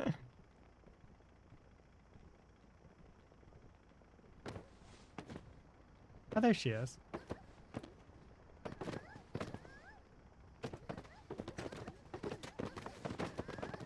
Did she instant respawn? I think she instant respawns. Oh, she is Okay, she's not right. There's something ain't right about that Pio.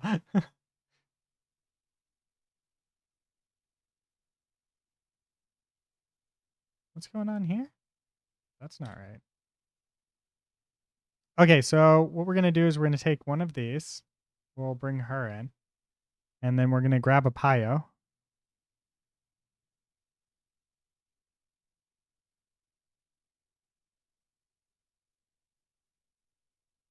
Bring a Pio in.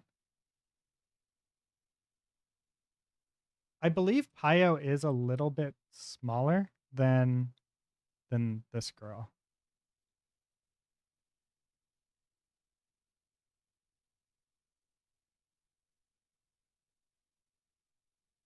No, they're about the same size.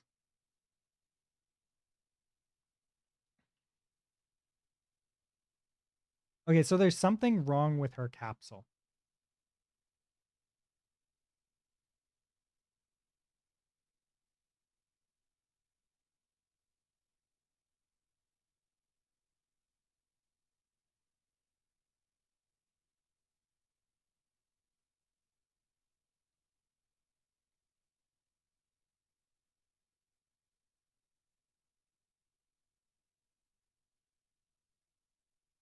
Radius 0.52.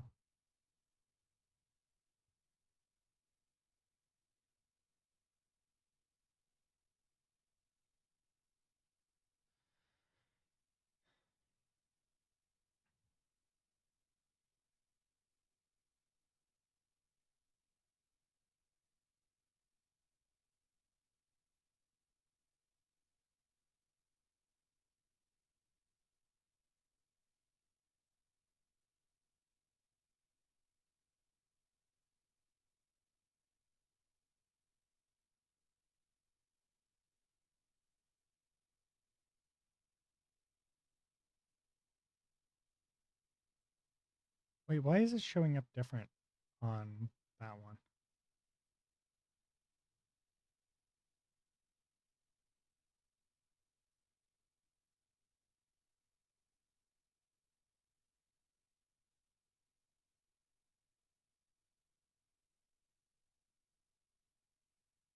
Okay, so we close that, close this. This is what we're trying to focus on here.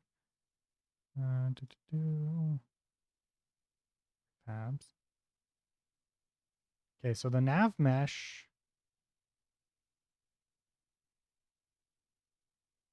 I don't think it's a nav mesh problem.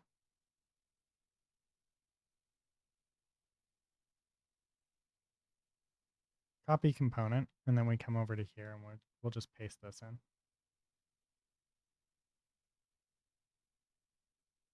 I'm going to copy her capsule because the capsule can be mostly the same, and then we'll just copy component, and then we'll just make the changes necessary here.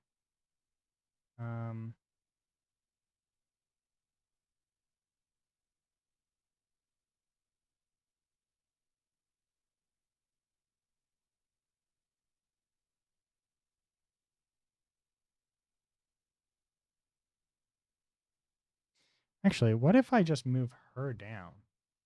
Oops. No, it's easier to move these up there.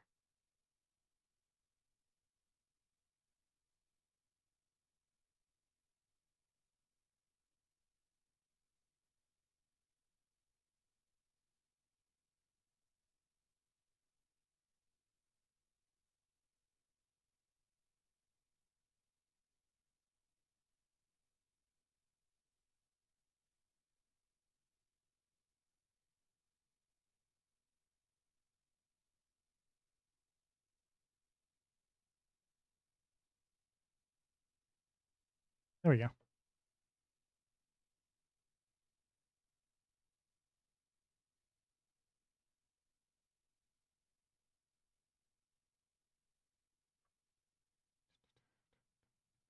Okay, so now that they're the same, hopefully now when we see her in game, we should be able to run her over instead of just pushing her around.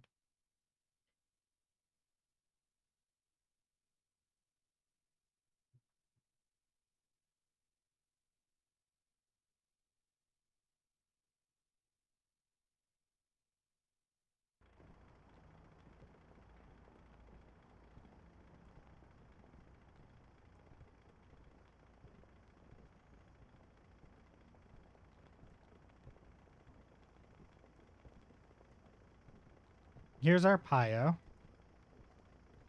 We specifically want to watch her in all of her Pio-y goodness. All right, what happens to our friendly neighborhooded Pio here?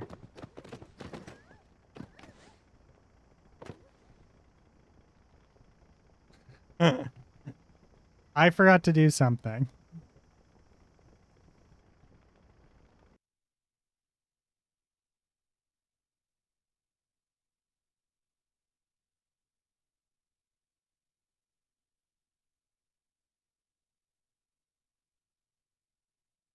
The ragdoll thing.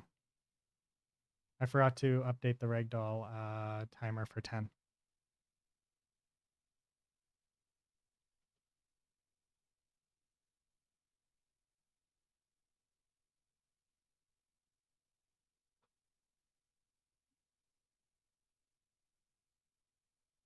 So the second that she died, she would just respawn. And it was working. The respawn was working. So Pio does respawn. So that's good. The respawn works. There she is. Let's turn off this so we can see her.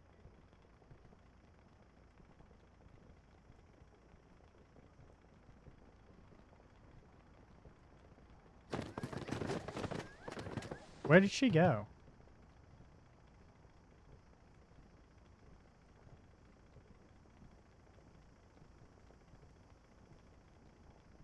Wait, what?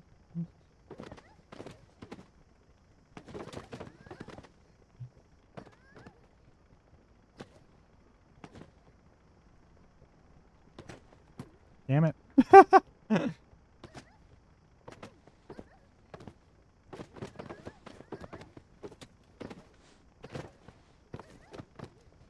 Oh, there she is. So she's working.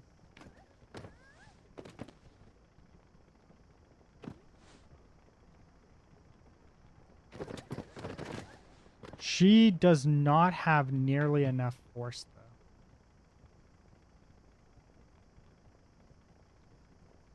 So if we look at her when she dies, right? She doesn't really fly the way the other girls do.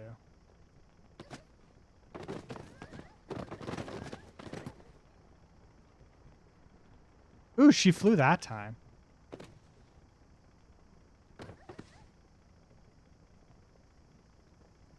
There she is.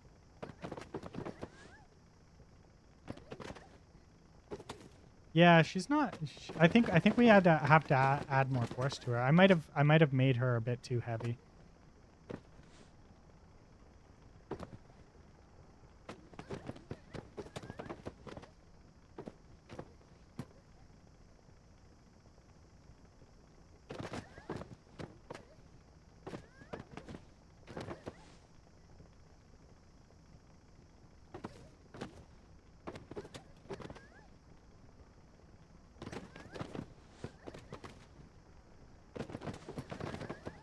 Yeah, I think I made her a bit too heavy.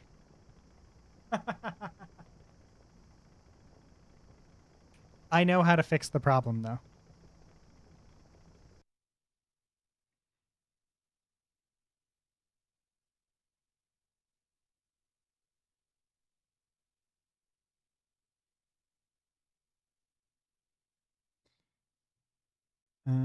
Do, do, do.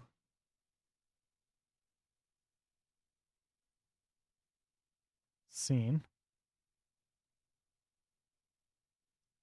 Here's our friendly Payo.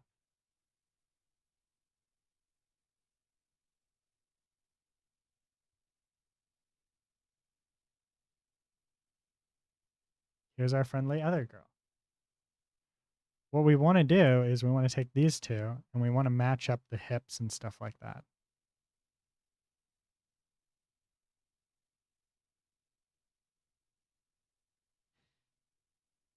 Yeah, Payo's too heavy.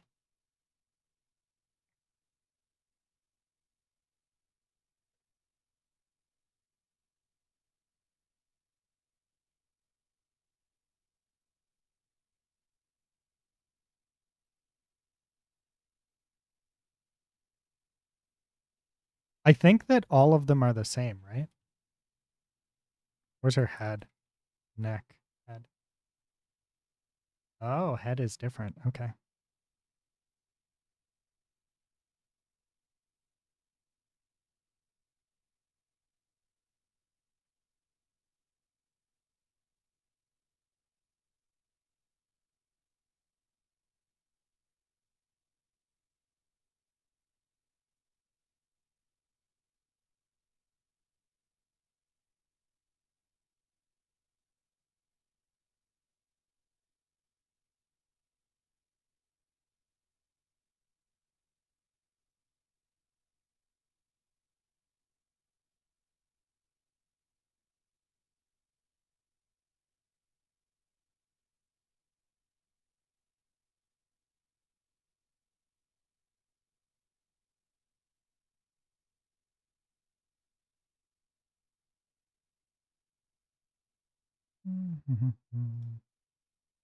Now for legs.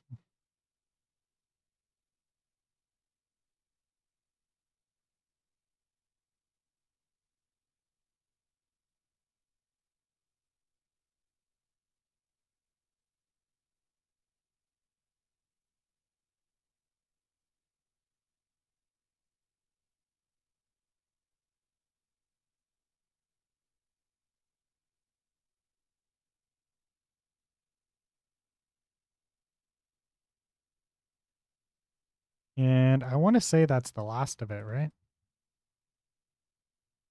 Yeah, that's the last of it. Okay, so that's all of it.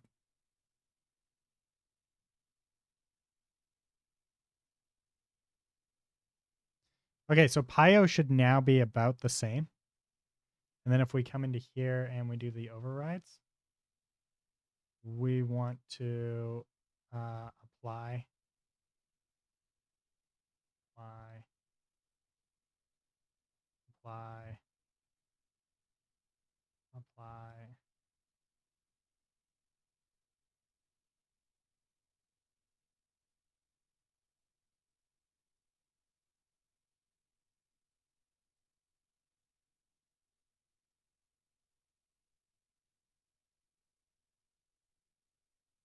Beautiful.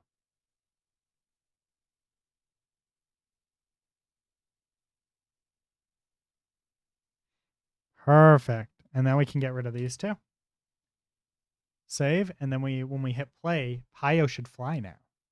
She should go soar through the sky like the peacock she is.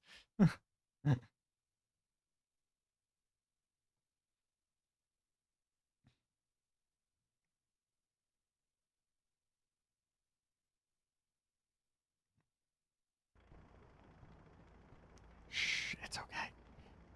If you fire a peacock out of a cannon, I'm pretty sure that it flies. like like like don't get me wrong. They might not fly on their own, but I'm pretty sure that you can do a lot to make a peacock fly. Like if you hit a peacock with with enough force, it flies pretty far.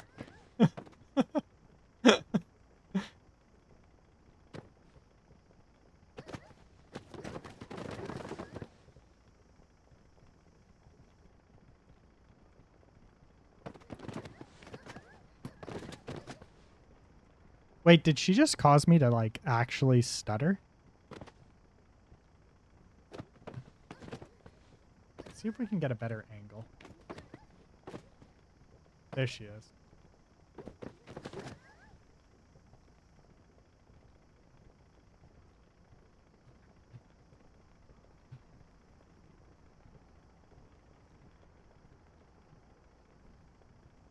Can you just walk into the road?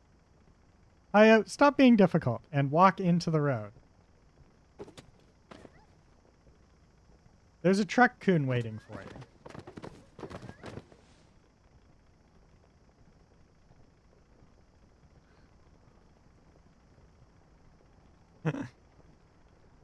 Okay, so she's still not flying right.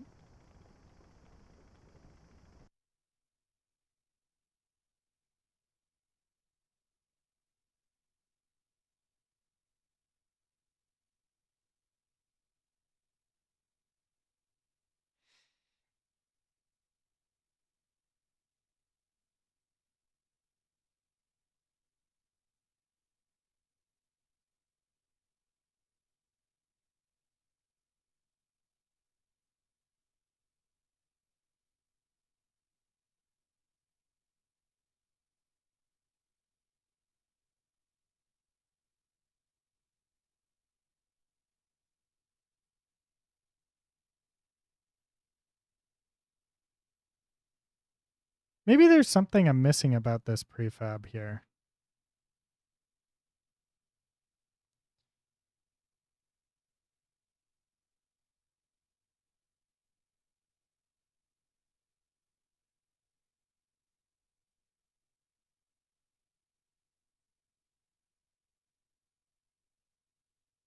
Okay, so if I go like this, like this.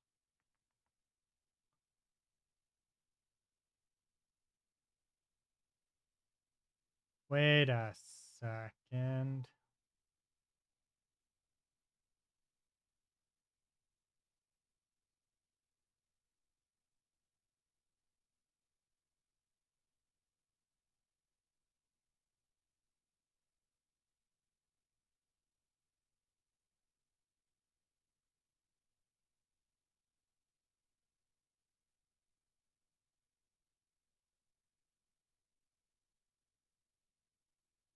I think I know what it is. I think it's these.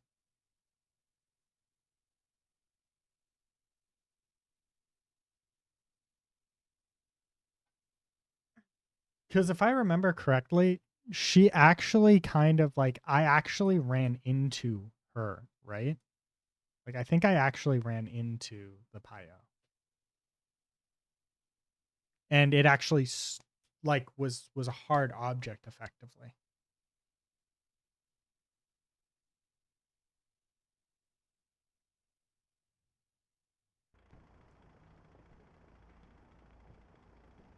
So what I'm thinking is, God damn, this thing's bouncy right now.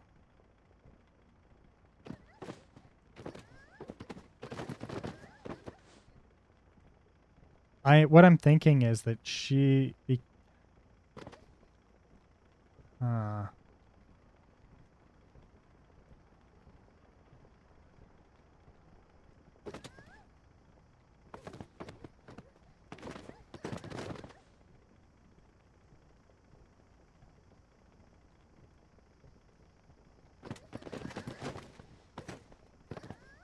okay, so we have to increase the force on her because she's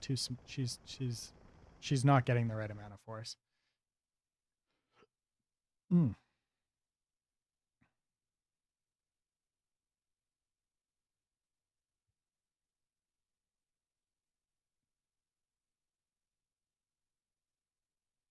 Sup, Chrono?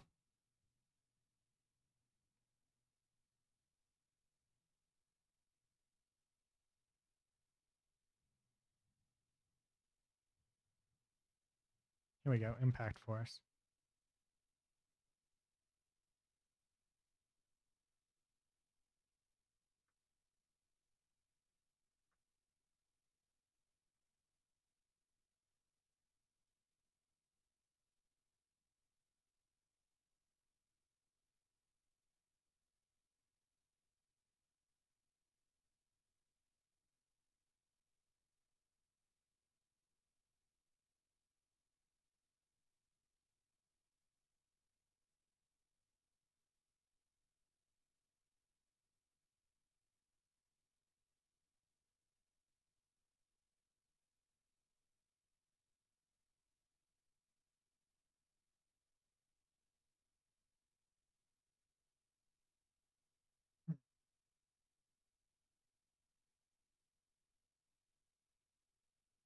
Do, do, do, do, do.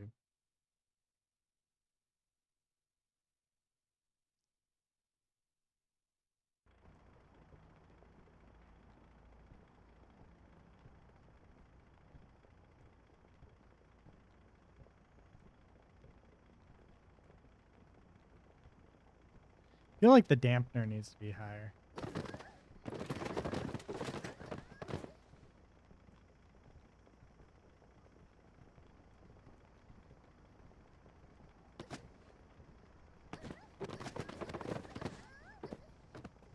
Pio doesn't fly the way that I want her to. Why does she not fly this way? You're supposed to be flying.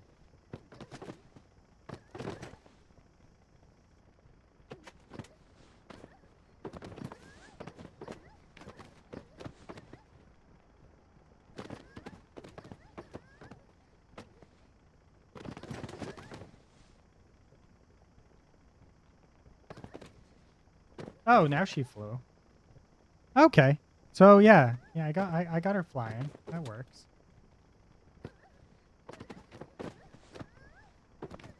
There she is. Whee.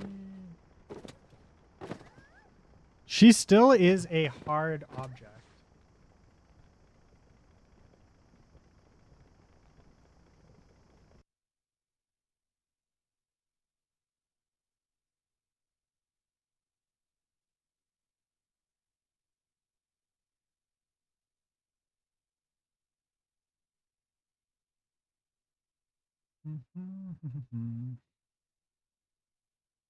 How do I disable um, collisions on a ragdoll in Unity?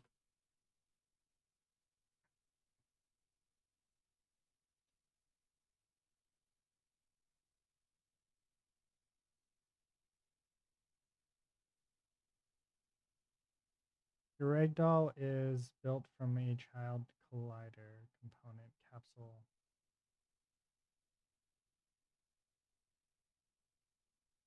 Ah. Use physics, ignore collisions. If you only want to prevent self collisions.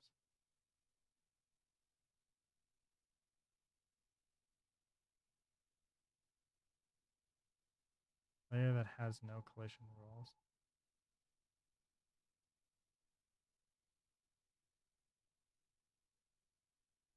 Ooh, that could be the way to go. Let's try that. Instead of having to program it in, let's see if this is the way to go.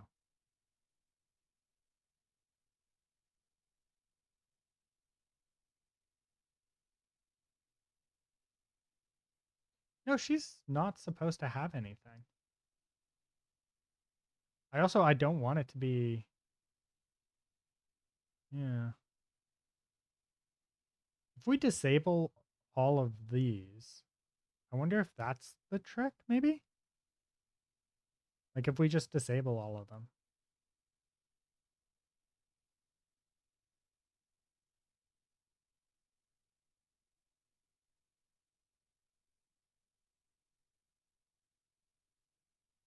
Okay. Yeah, let's do that.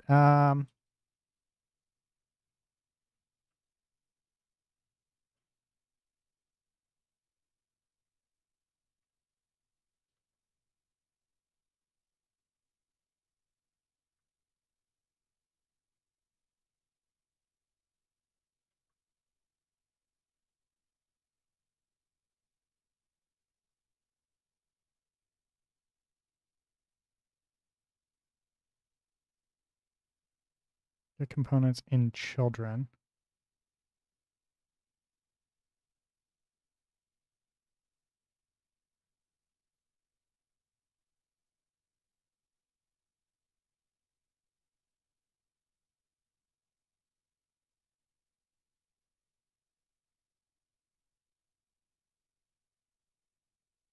Cannot convert. Oh, that's why. Ragdoll colliders. There we go. 4 int I equals 0. I minus ragdoll colliders dot length plus plus I.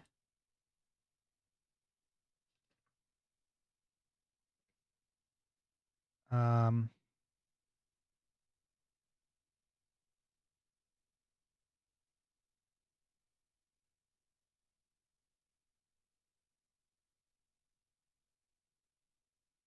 then when we do the impact,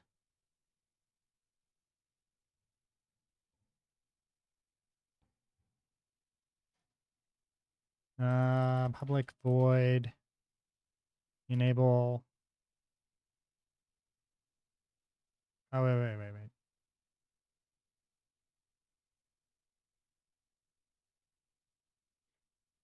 There we go.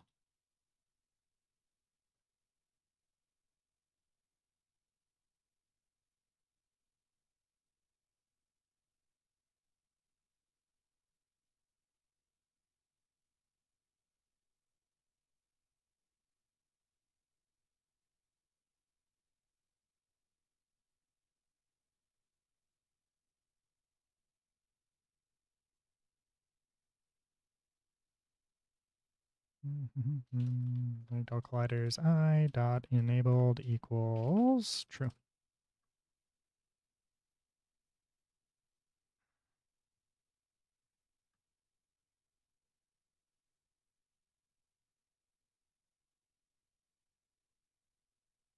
Sweet. I think this should do the trick.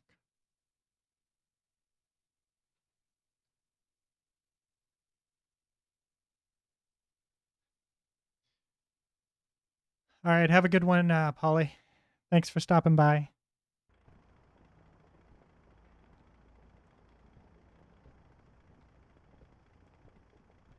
I'm going to have to tweak that a bit. That's way too bouncy.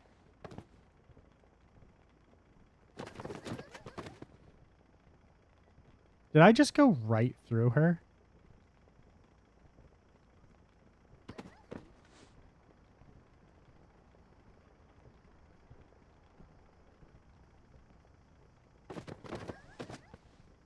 Yeah.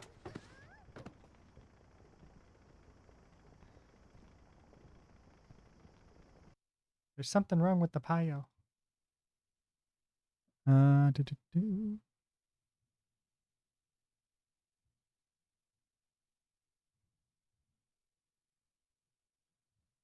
Inch. But I want the, and I want, what was it that I wanted? I wanted the impact body. Impact rigid body dot get component.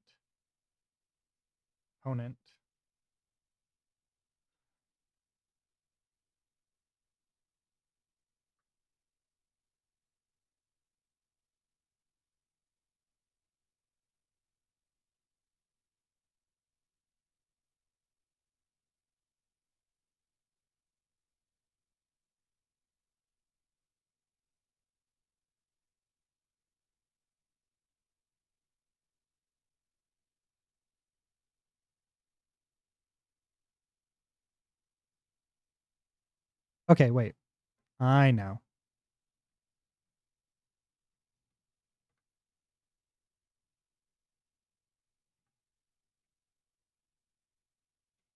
If ragdoll colliders I is equal to collision capsule, continue.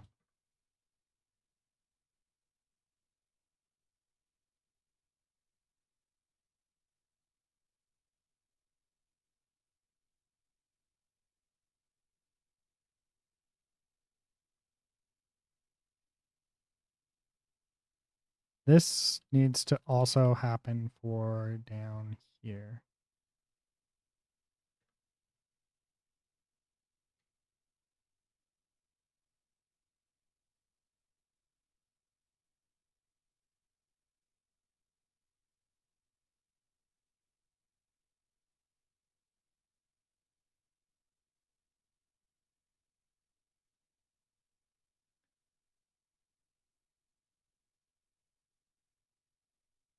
If the vans are rocking. Yeah, apparently.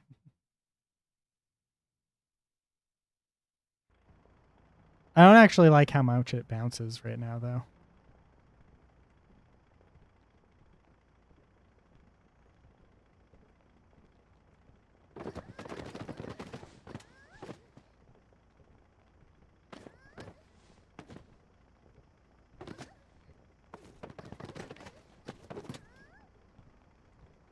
Did Pio even work?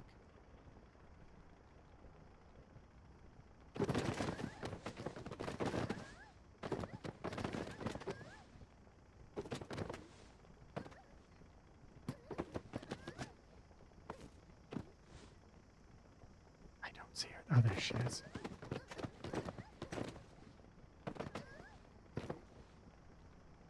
That time she worked. I think we just need to add more force. I think that's fundamentally the problem, is that there's not enough force.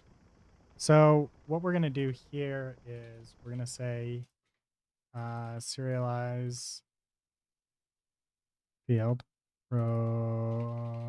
protected. Vector 3. Um, uh, impact force modifier. I don't think that's correct.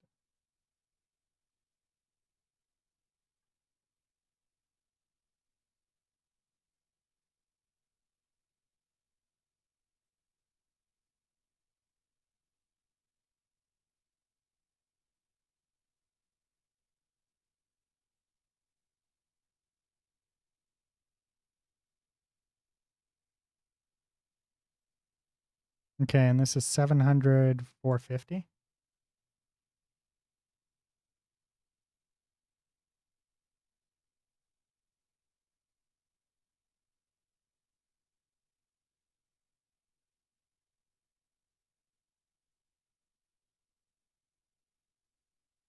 Seven hundred, 450, 450.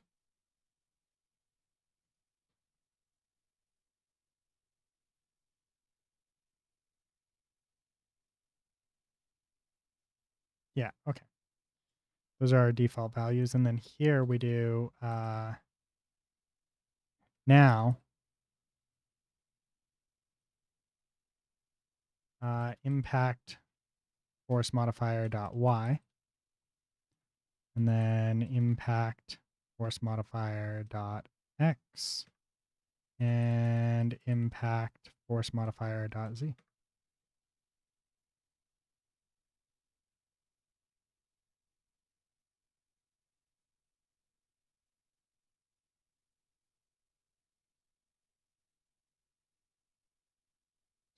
So now Pio can have, we can tune how much she flies.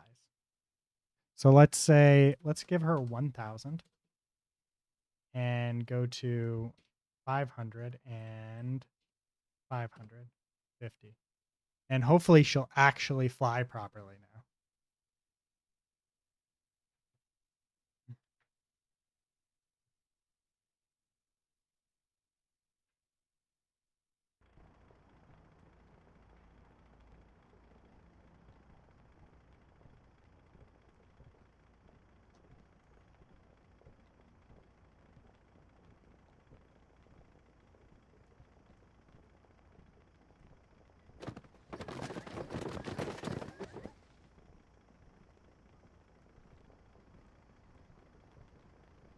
Did you see her?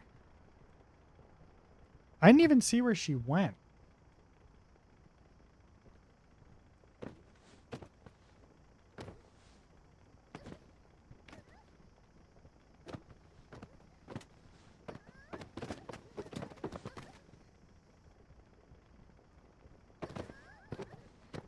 Oh, that time she flew nice.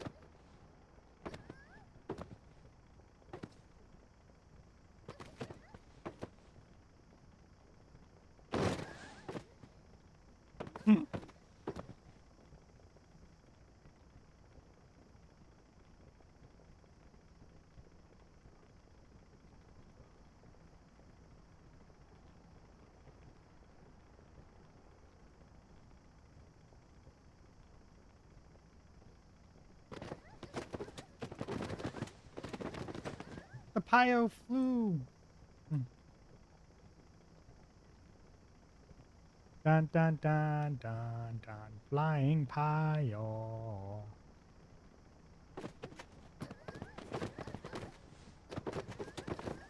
And then that happens sometimes. Okay, we gotta increase the suspension dampener. It's a bit too loose.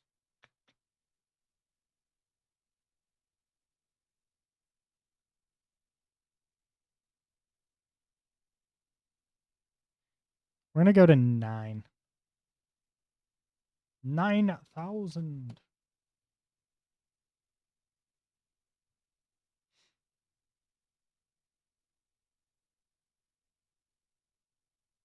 I think this will give us a better feel.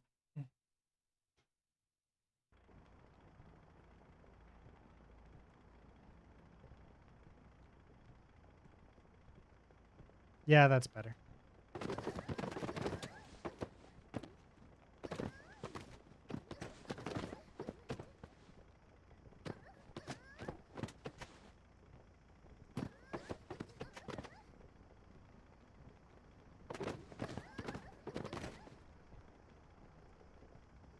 Where did Pio go? I think sometimes she's falling through the world.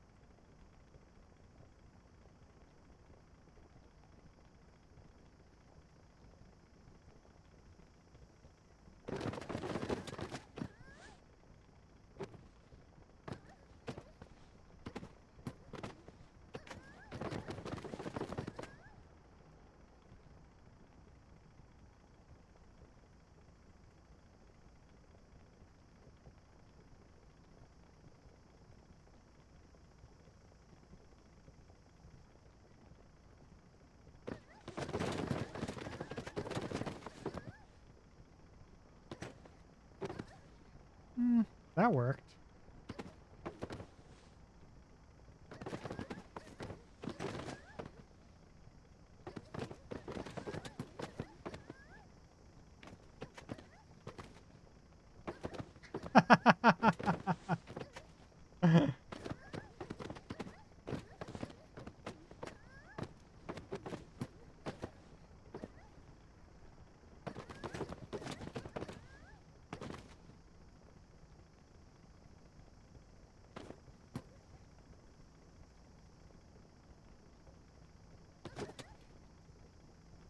Okay, so I think the issue is that I'm going maybe a bit too fast when I clip her sometimes.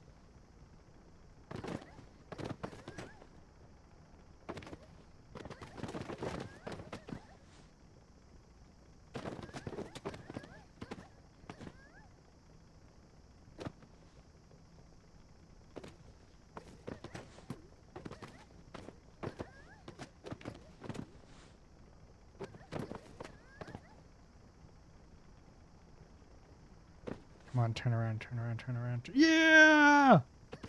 Whee! See, I don't think the spectacle's quite there.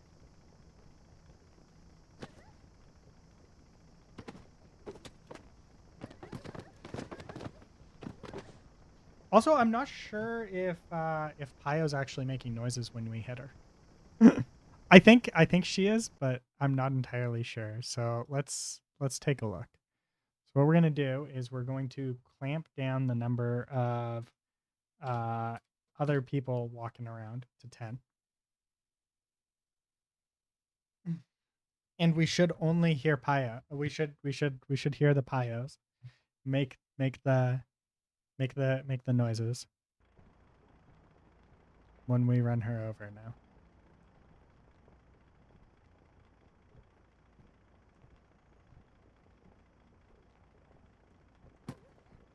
Oh yeah.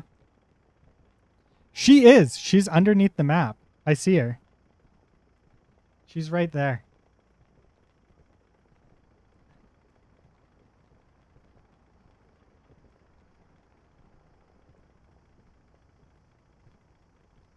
Why not have the force be the speed or velocity of the truck?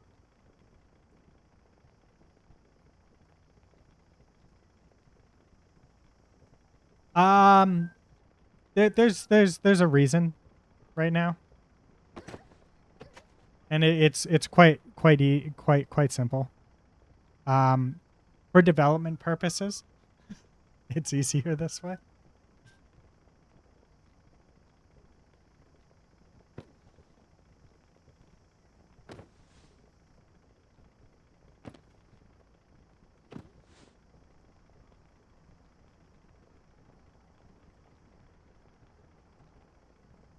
The change will happen. It's just a matter of time. Okay, so I think the idea that I had of like disabling and re-enabling the collisions is not a good one. As in, I don't know that that is worth doing. Like this is fundamentally, I don't think this is worth. This is causing more problems than it's solving, I think.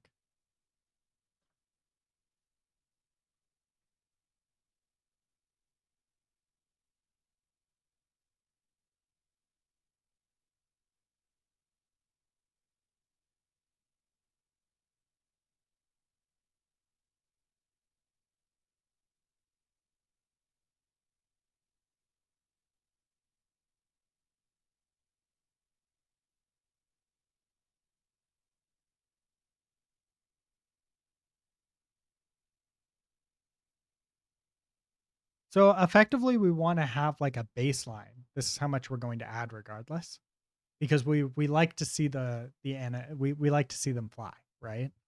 Regardless. But you're right that it should be dependent on like how much speed we actually have. But we have to set some baselines and stuff like that to figure out exactly what we want. Where'd she go?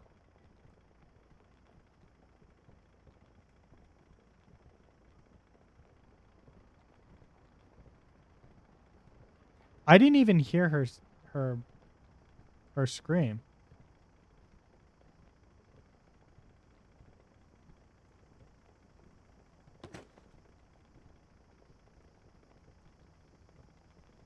That worked perfectly.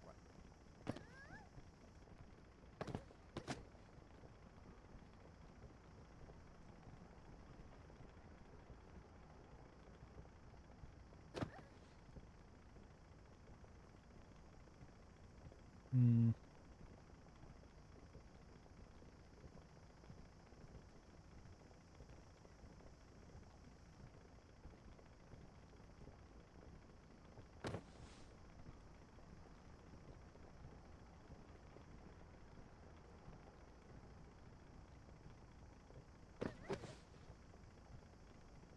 Yeah, I guess it doesn't always have it. Hmm.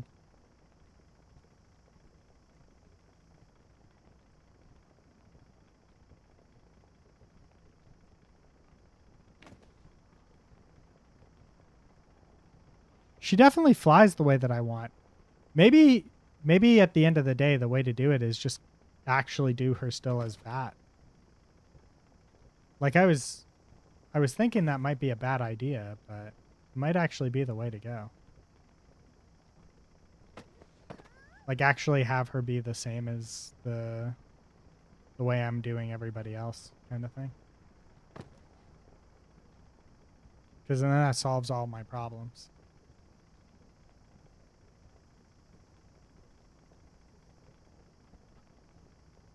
Ooh.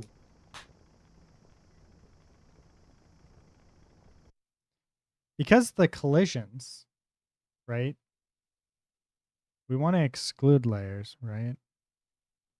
So if we load her up and we go to all of these here,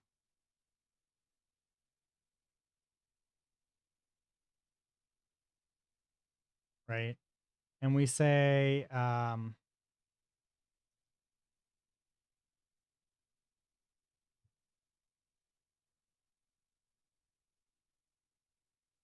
we do exclude player vehicle on all of these, that would probably fix the problem.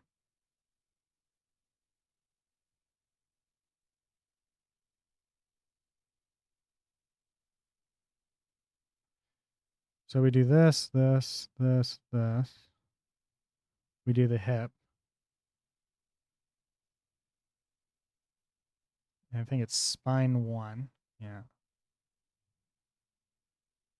Head, left shoulder, left arm, and forearm.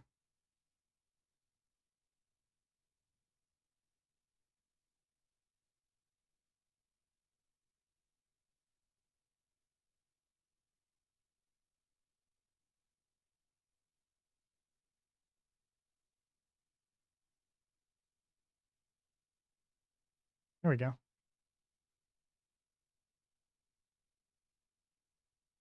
What?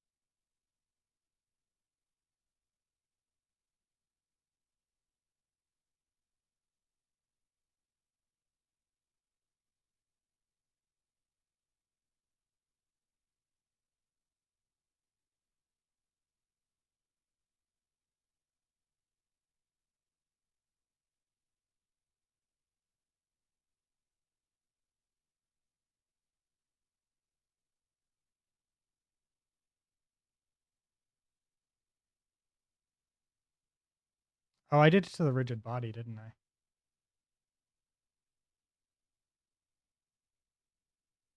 Okay, I think this should solve the problem.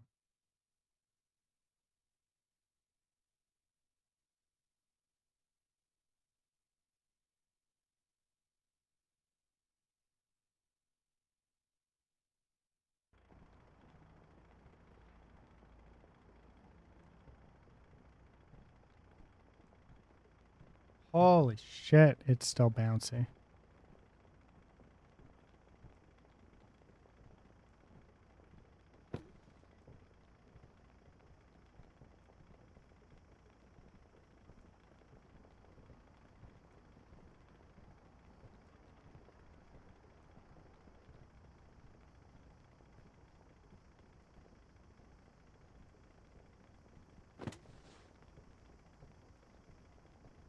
There we go.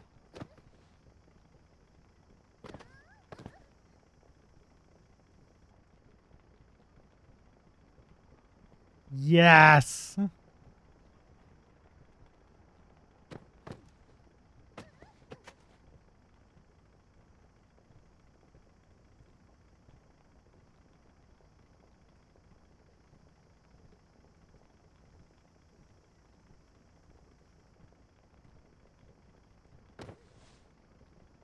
It's a speed problem.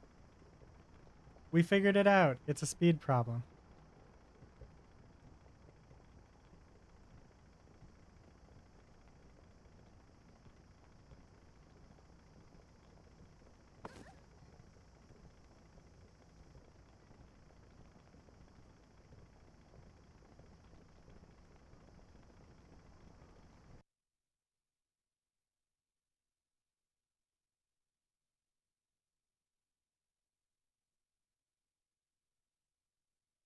Now is the collider? That's this is the big question now. Is it the collider here that we want? And I think it's the rigid body, right?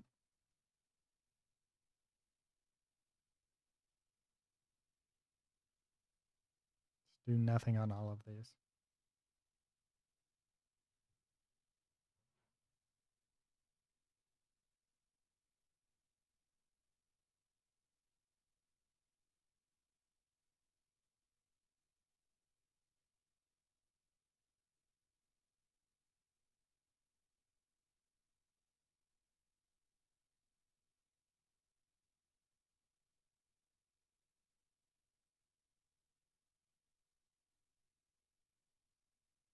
Let's do that.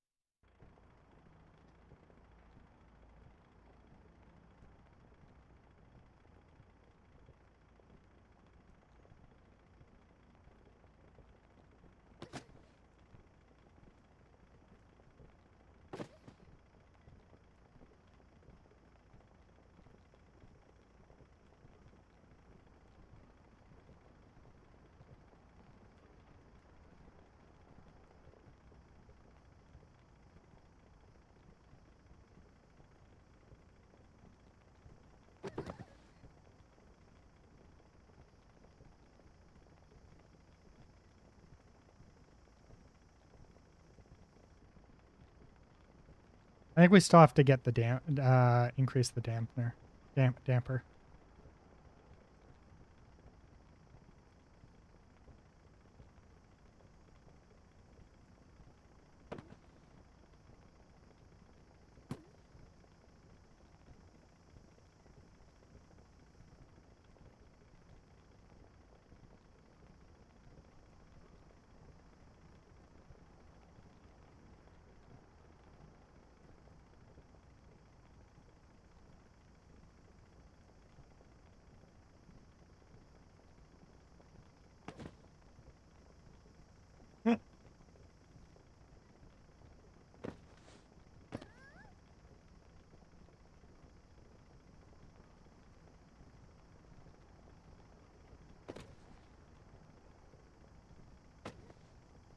Oops. I missed her.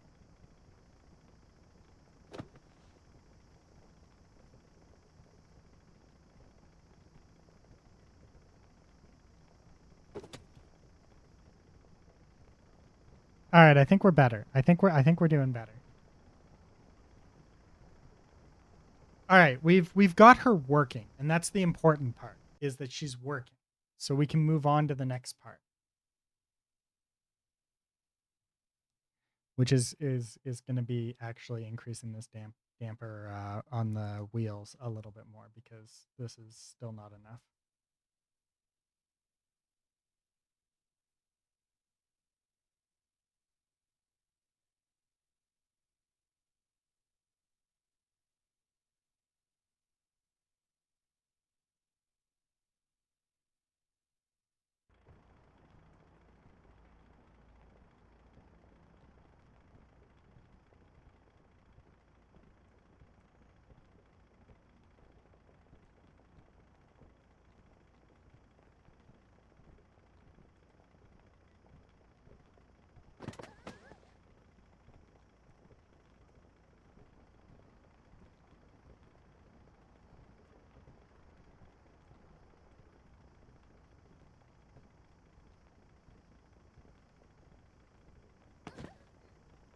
There we go. She flies more or less correct now.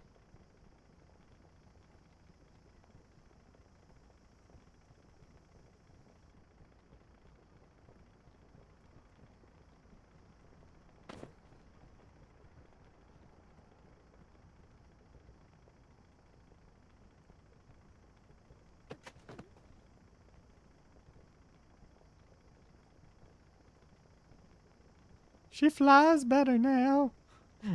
Let's go, motherfuckers.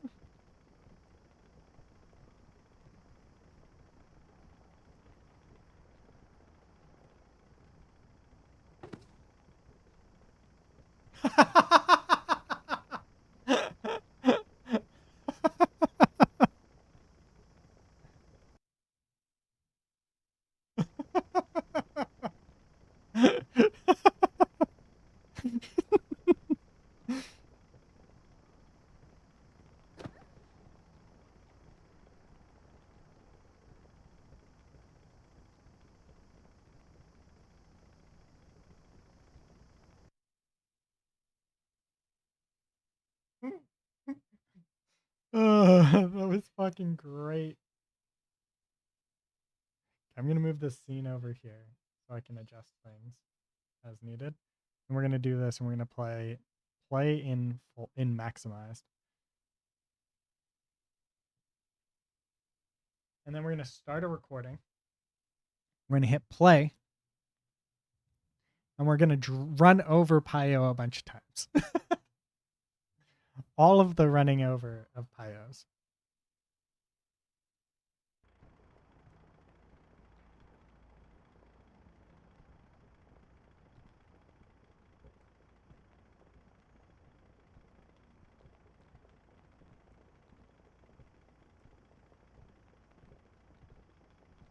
Wait! I forgot to double check OBS. Okay, yeah, OBS is right.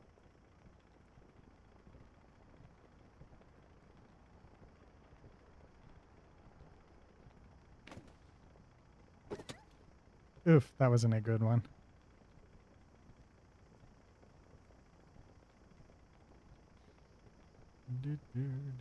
Wait, am I recording with audio? No, I'm not. Okay, desktop audio. There we go.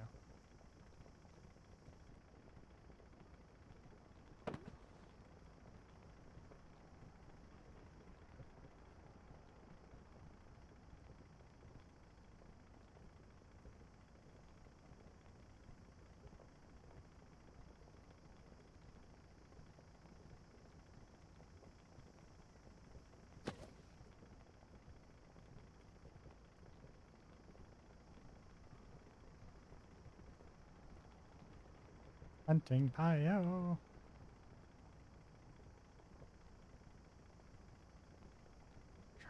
Truck-Kun's hunting you. Whee!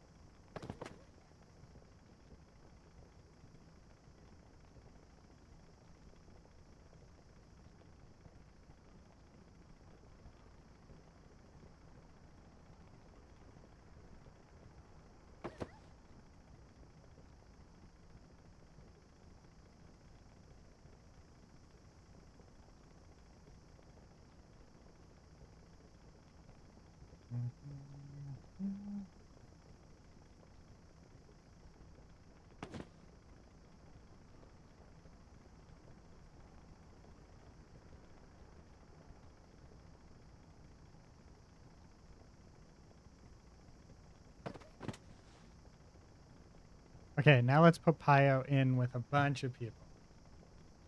And we can edit this down. Mm-hmm.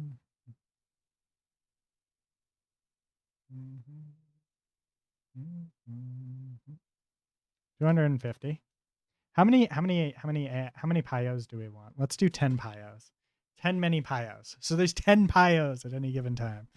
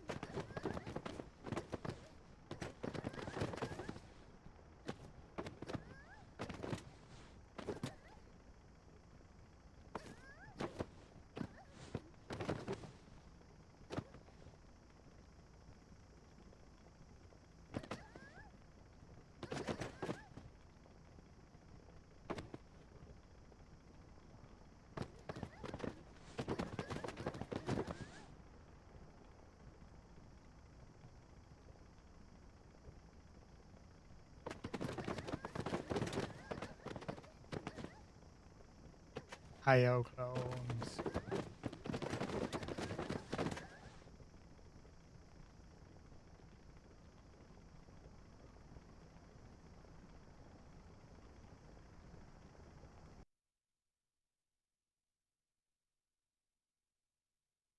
All right, now let's take a look at the output recordings.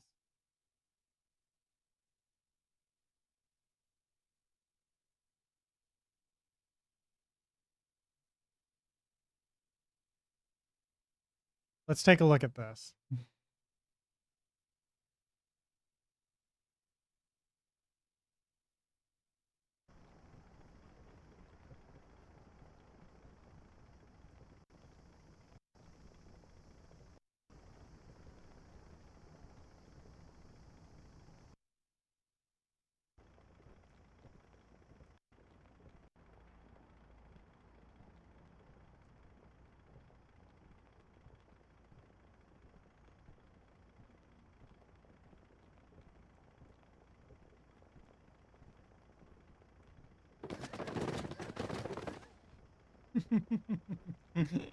Yay. All right, it works. I'm part of me is thinking about just doing the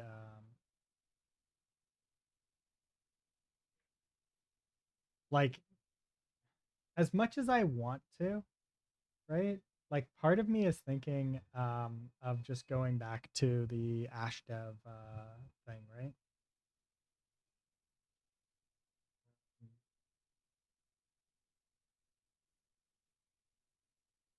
Yeah, just go into this.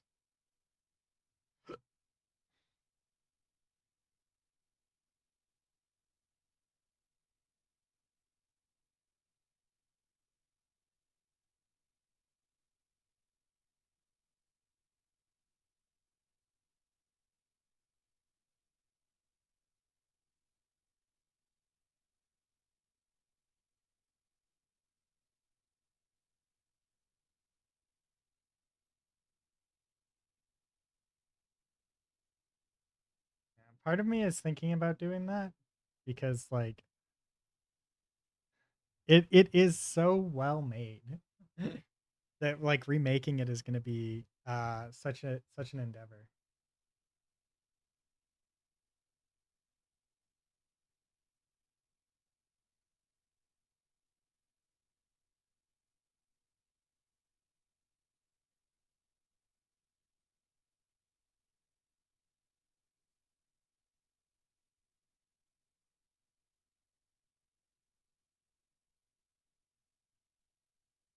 Yeah,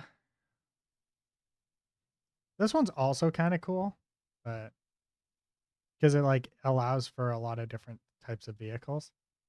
But like I'm thinking the one might actually be the way to go.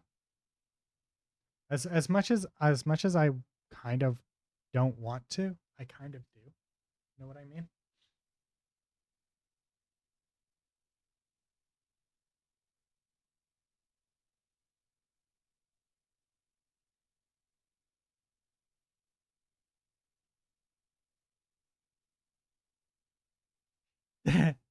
uh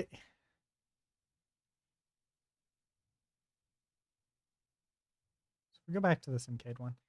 The Simcade one has like extra stuff that is a little bit harder to like control, and it comes with some audio stuff that I don't want.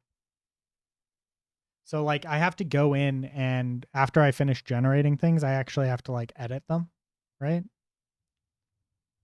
I have to do a bunch of editing for it, but that's not a massive problem, right? Does that make sense? It's not a none of it is a massive problem. Fuck. None of it's a massive problem. I'll be right back. I'm gonna go grab some drink.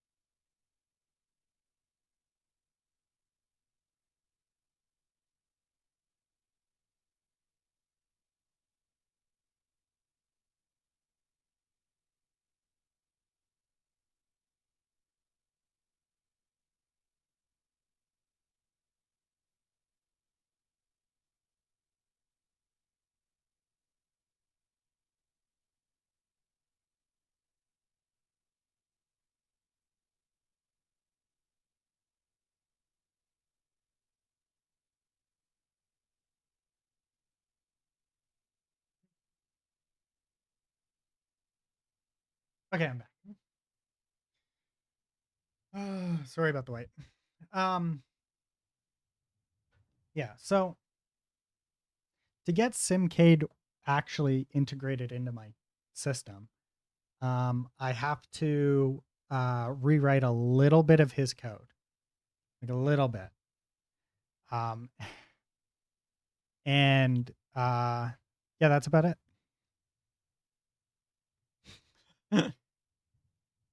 So I might actually do that.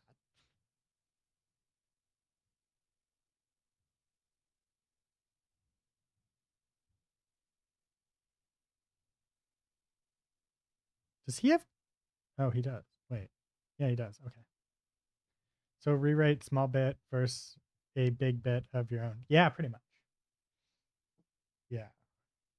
I also there's a couple inefficiencies in his code that are just math inefficiencies. Just because like so he's got some spots where he's adding a float or multiplying a float by multiplying a vector 3 against a float and then multiplying it by a vector 3 again or something like that.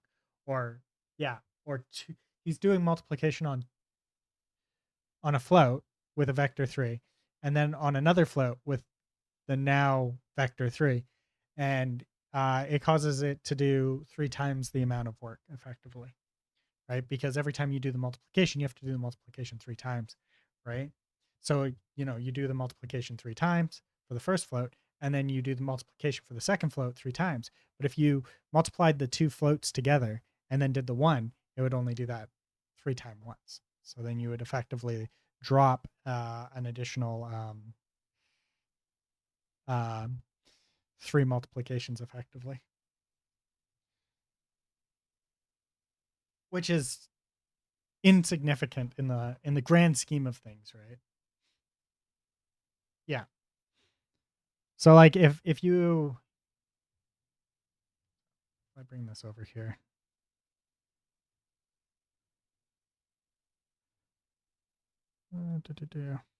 Yeah. So if we come here, right, and if we do like a vector 3, right? My vector 3. There. Okay. So if we do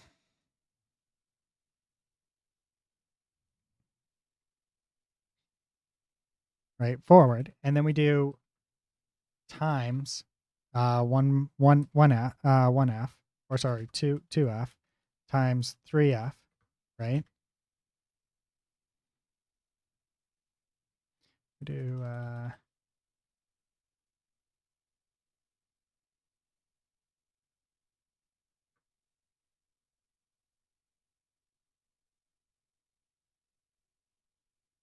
this is going to get optimized out, I think, in this situation, but there's certain situations where it won't get optimized out. So what happens is that the idea is that it will execute from left to right.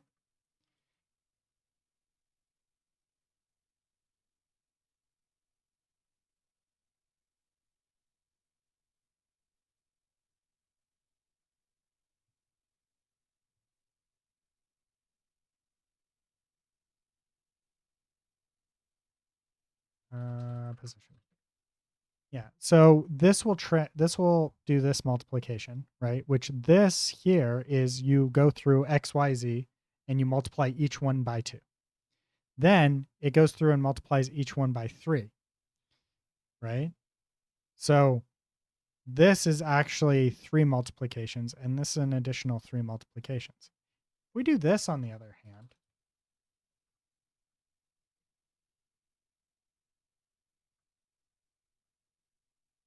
This multiplies a float by a float. Then it takes the output of it and multiplies it by the XYZ. Small efficiency gain.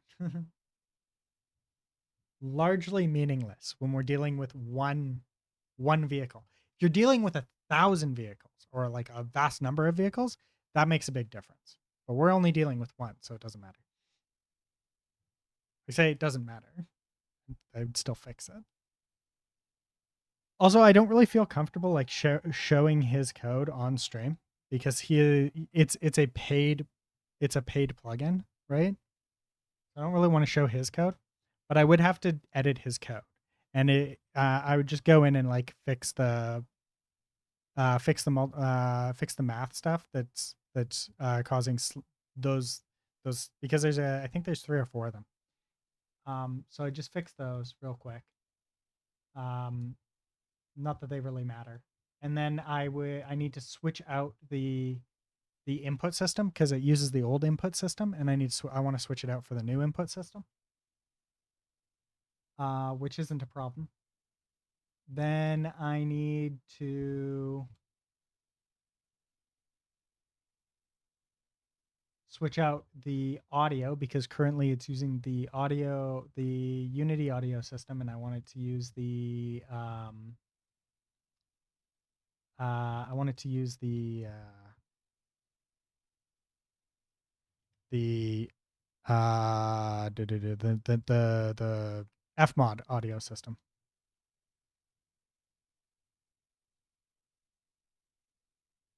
And I think it's this one. I can't remember if it has gears or not though. Because if it doesn't have gears, I still have to implement the gears. I want to say out of box it doesn't do gears. So I have to implement gears, right? So there's a bunch of things that I have to implement. Not that they're big deals because I've got to implement them anyways, right?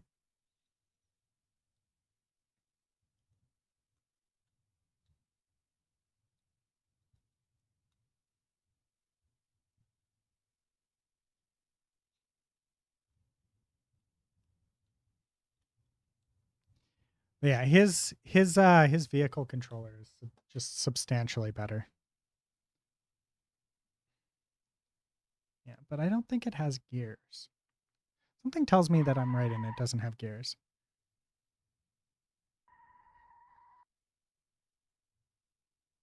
Also, it skids way too early.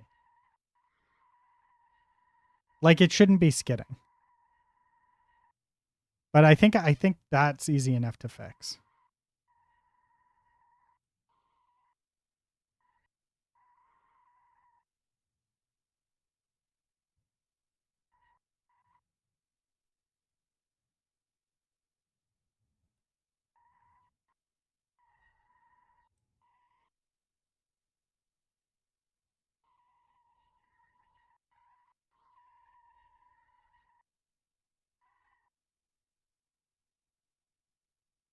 And I've got to fix this because the reset doesn't always work.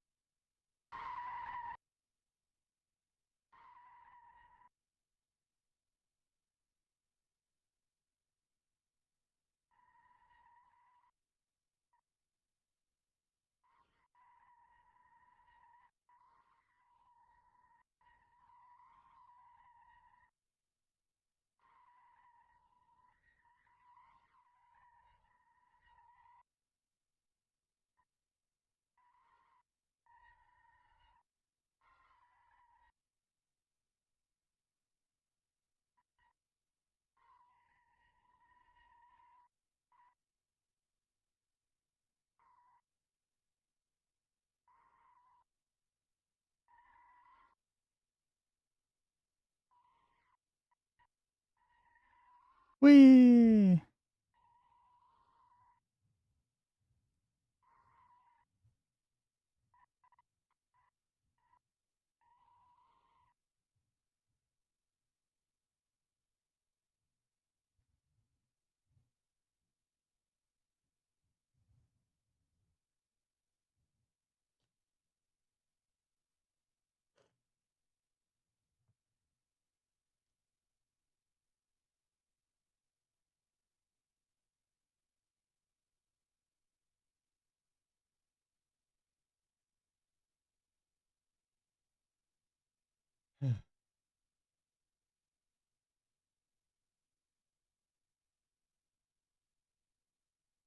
All right, what are we gonna do again?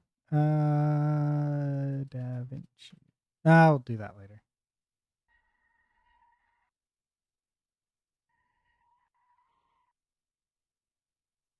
I think I'm gonna bring. Yeah, I think I'm just gonna bring this in, and we're gonna try it out. Just see if it works the way that we want it to, right?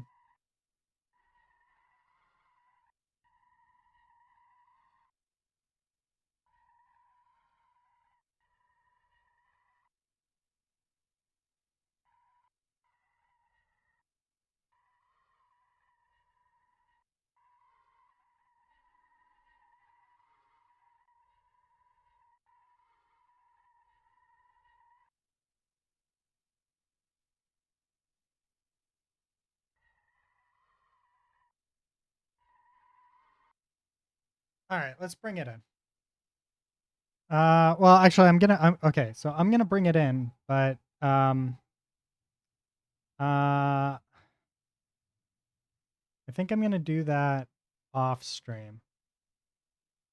So let's set up our Trello board here.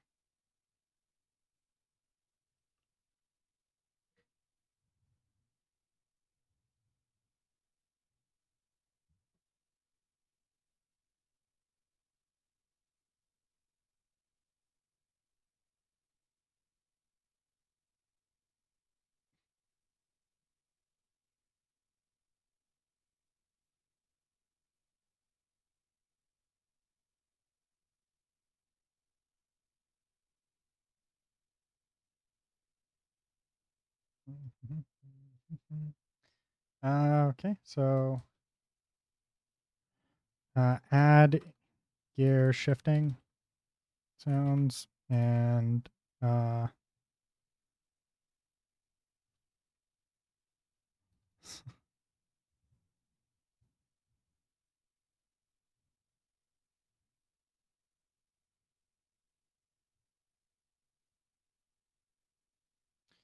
currently we don't have skid mark skid audio in fmod.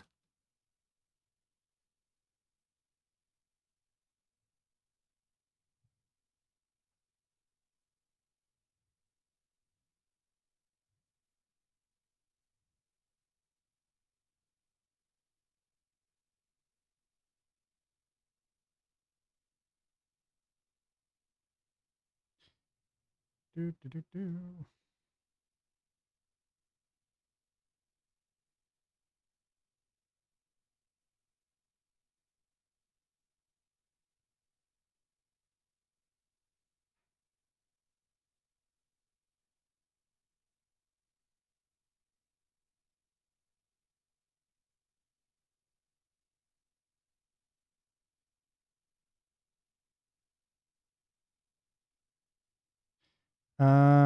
Test add simcade to project and update to use new input system.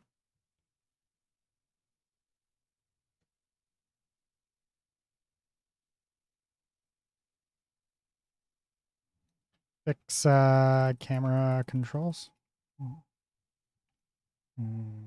Update camera.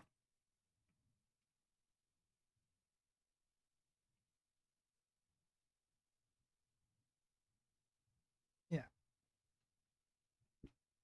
All right. I am going to call it a day and then make some changes, and I'll be back again to. Actually, I'm gonna not stream tomorrow, so I'll be back on Thursday. Yeah, I'll be back on Thursday. All right. Ta ta, and thanks for showing up. I will catch you all on Thursday.